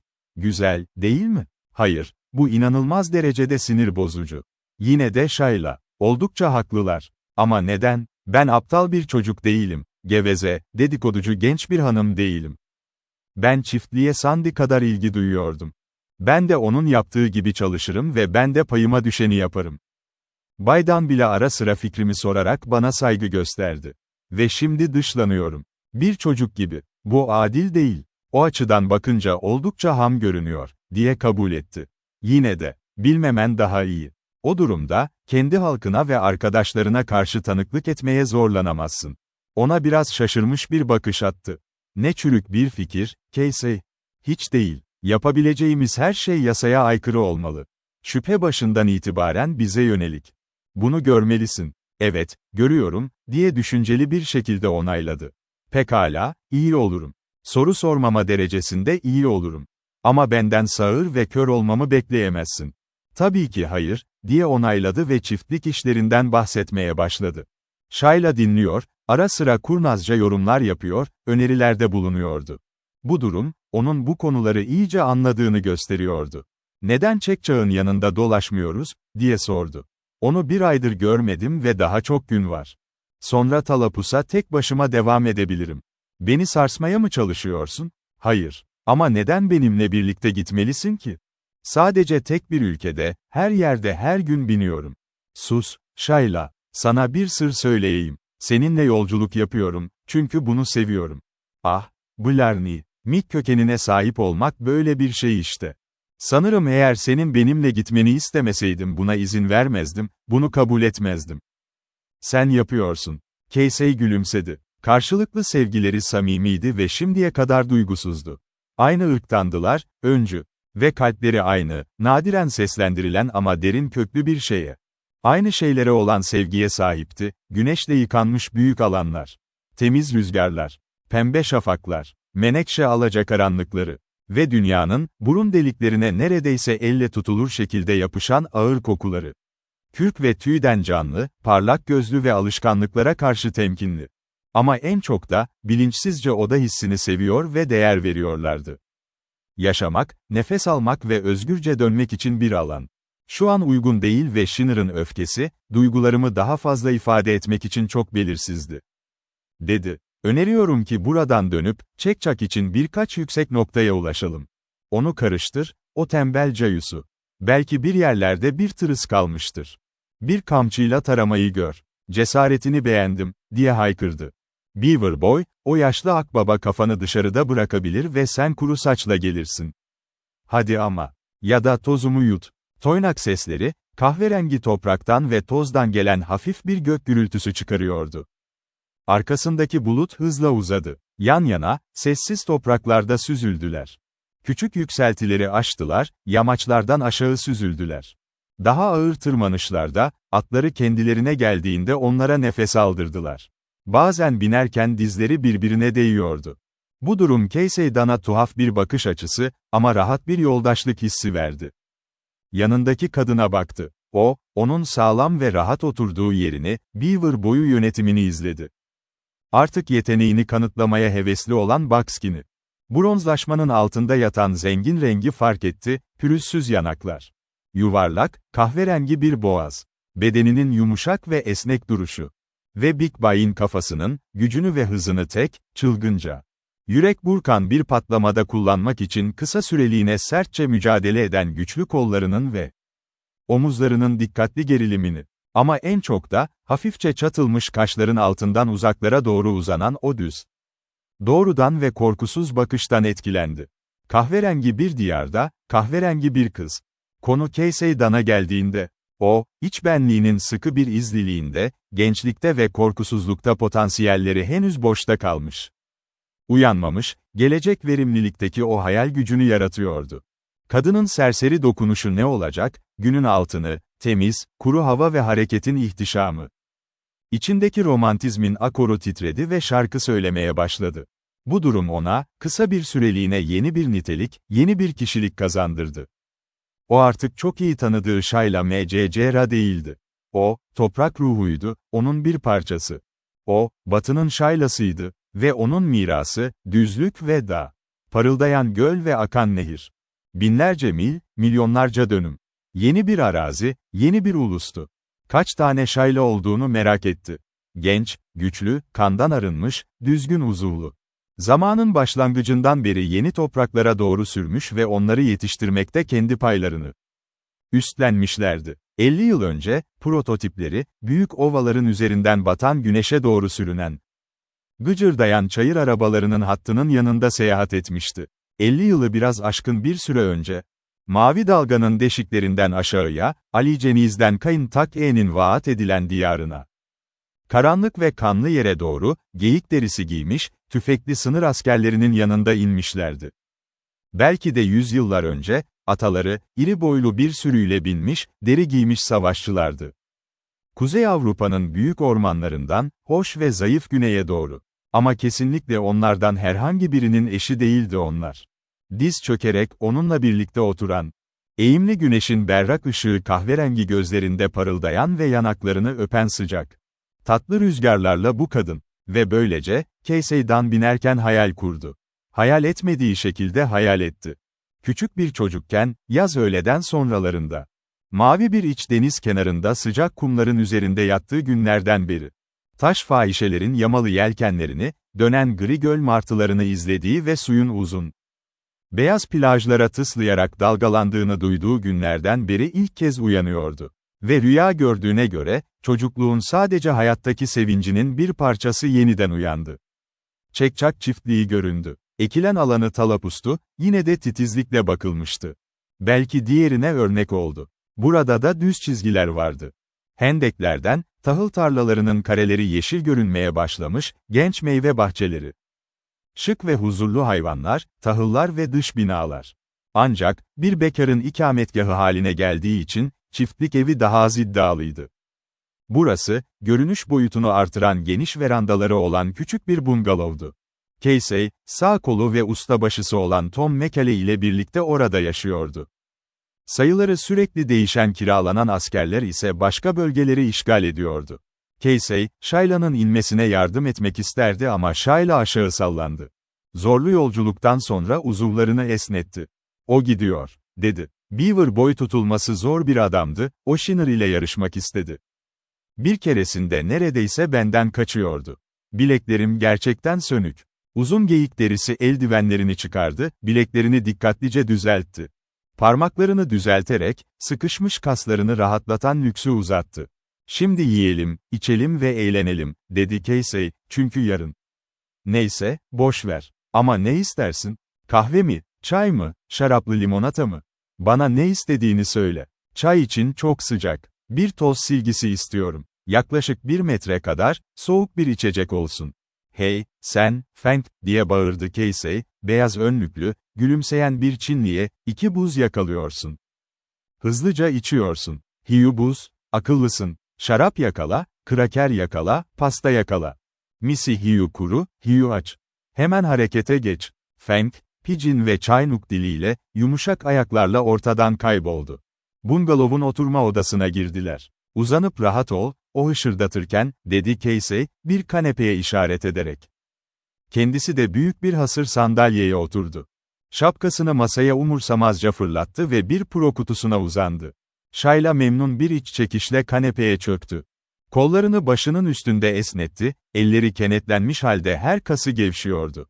Eğer de geçen bir günden sonra, o karşılaştırmalı serinlik, sessizlik ve yumuşak minderler çok iyi gelmişti. Orada, Cold Stream üzerindeki katı görgü kuralları onları rahatsız etmiyordu. Eğer biri Shayla McCrae'ye, bir bekarın çiftliğini refakatsiz ziyaret etmesinin akılsızca olduğunu önermiş olsaydı, o hem şaşırır hem de öfkelenirdi. Ve Casey Dun'a böyle bir şey ima etmekte güvensiz olurdu. Gerçekten de, bir refakatçinin gerekliliği birinin aklına hiç gelmedi. Ki bu da sonuçta, gelişmiş bir medeniyet markasının gereksizliğinin en iyi garantisidir. Ama bir anda Shayla ayağa kalktı, üstünü başını düzenledi, düzeldi. "Çok dağınıksın, Casey," dedi. Gerçekten de yorumu haklıydı. Odanın ortasındaki uzun masa, gazeteler, dergiler, eski mektuplar, pipo ve tütünle doluydu. Garip aletler. Bir çekiç, bir dosya, bir anahtar ve bir tel parçası onlarla karışıyordu. Karışımın üstünde, silindiri dışarı sarkmış ve boş duran ağır bir tabanca, bir kutu kartuş. Kirli bir bez ve bir yağ kutusu vardı. Bir köşede yarım düzine tüfek ve pompalı tüfek duruyordu. Duvardaki bir çift boynuzun üzerinde ise dürbün, bir kement ve bir çift çamurlu bot asılıydı. Sonuncusu, Shayla'nın öfkesini uyandırdı. "Oturma odanda neden botlar asıyorsun?" diye sordu. "Neden olacak, görüyorsun ya," diye açıkladı, "ıslaktılar ve kuruması için astım. Sanırım unuttum. Doğru yer değil, bu bir gerçek." Ayağa kalktı, rahatsız edici ayakkabıları indirdi ve onları bir sonraki odaya açılan kapıya fırlattı. Yere vuruldular ama Shayla yatıştırılamadı. Bu da aynı derecede kötü. Neden? Kurumuş çamurla kaplıydılar, şimdi her yer çamur oldu. Şaşırtıcı derecede dikkatsizsin. Bunun işe yaradığını düşünmüyor musun? Feng için demek istiyorsun. Ona bunun için para veriyorum. Ama o bunu yapmıyor. Ama Shayla başını salladı, bahaneyi önemsiz bir sebep olarak bir kenara itti, tatmin edici bulmadı. "Kötü bir alışkanlık. Karına acıyorum, Casey. Zavallı kadın. Bir tane olduğunda demek istiyorum. O zaman empati göstermek için yeterli zamanın olur. Şimdi Shayla, eğer senin için bir sakıncası yoksa, o masayı karıştırma. Her şeyi nerede bulacağımı biliyorum. Evet, öyle. Karıştırmak mı? Bunu sevdim işte, diye yanıtladı. Hem de tüm bu eski çöplerle. Bir alet evin yok mu senin? Ve 1 inç derinliğinde toz var. Parmaklarını kanıtlamak için masaya sürdü. O kirli bez ve bir silah ve herkesin alabileceği kartuşlar orada duruyor. Bundan utanmalısın. Daha iyisini bilmiyor musun? Ateşli silahları ve mühimmatı bir arada bırakmaman gerektiğini bilmiyor musun? Onları böyle bırakmak, neredeyse yüklü bırakmak kadar kötü. O Tom'un silahı. Ona söyle. Buna izin vermemelisin. İzin vermek mi? Başka bir adamın silahına asla dokunmam. Buraya Feng'den başka kimse girmez, onun da bir önemi yok. Bir Çinli ne anlar? Mesele prensip meselesi. Ve bu ne? Aşağıdaki mi? Neden Casey? Bu bir tavuk. Bir tavuktu. 2 gazete yığınının arasında, yanlarında bir puro kutusuyla çömelmiş beyaz bir kuş. Kendi işine çok odaklanmıştı. Defol, dedi Shayla. Ama kuş sadece parlak bir göz attı ve küçük, uyarıcı, boğazı kısık bir ses çıkardı. Casey güldü. O Fluffy ve o benim bir kadın arkadaşım. Zavallı Fluff, zavallı eski kızım. Onu korkutma Shayla. Meşgul olduğunu görmüyor musun? Casey'dan, bana bir tavuğun evde yatmasına izin verdiğini mi söylüyorsun? Oturma odanda, masanın üzerinde mi? Tabii ki. Fluffy gibi güzel bir tavuk olduğunda neden olmasın?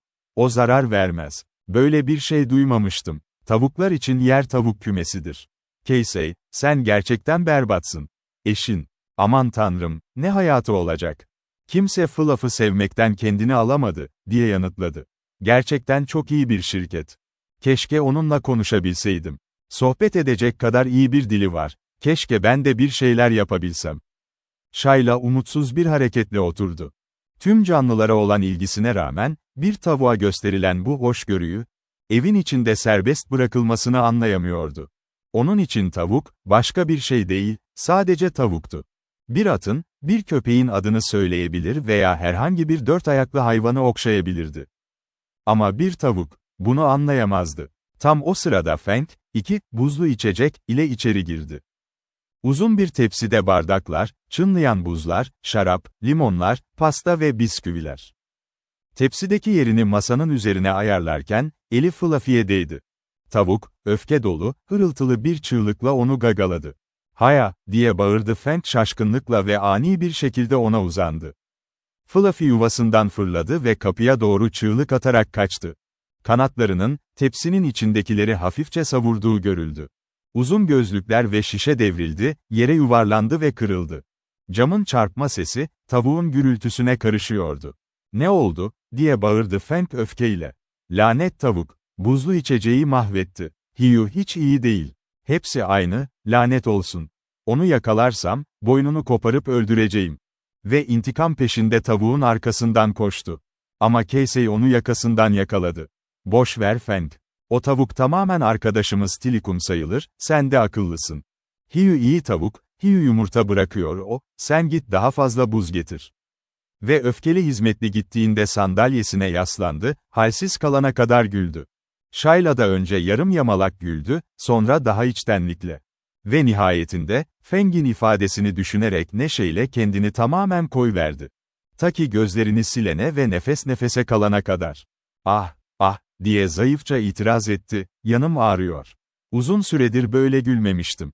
Ah Casey, o tavuk artık benim de arkadaşım oldu. Sonunda buraya geliyor. O Çinli. Ne kadar deliydi öyle. Ama ne karmaşa. Ve şarap çok leke bırakır." Halın, evcil içgüdüleriyle elinden geleni yapmaya yönelerek ayağa kalktı. Ve kapıdan içeri baktığında, verandanın basamaklarında duran bir adam gördü. Bu, Casey'nin arkadaşı ve ustabaşı Tom McCalle'di. Yıllarca süren zorlu sürüşlerden gelen düz bir karnı, zayıf bir yapısı vardı. Ama kısmen bastırılmış bir pervasızlık şeytanı, o sağlam, ela gözlerinde pusuda bekliyordu. Hayvanlarla ilgili bir büyücüydü ve enerjisinin büyük bir kısmını çiğnediği Virginia tütün yaprağından alıyordu. O ve Shayla en iyi arkadaştılar. "Merhaba, Bayan Shayla," diye selamladı. "Kesinlikle evde düşmanlar var sandım. Oradaki Çinli adamla ne yapıyorsunuz?" Kendi kendine küfürler savuruyor. "Casey yine bir şeytanlık mı yaptı?" Gel ve bize katıl, Tom, dedi Casey. Fang, Fluff ile bir karşılaşma yaşadı. Sonuç olarak, bir şişe bordo ve 2 bardak zafere ulaştı. Ayrıca savaş yolunda olan bir Çinli var, diye ekledi Mekele.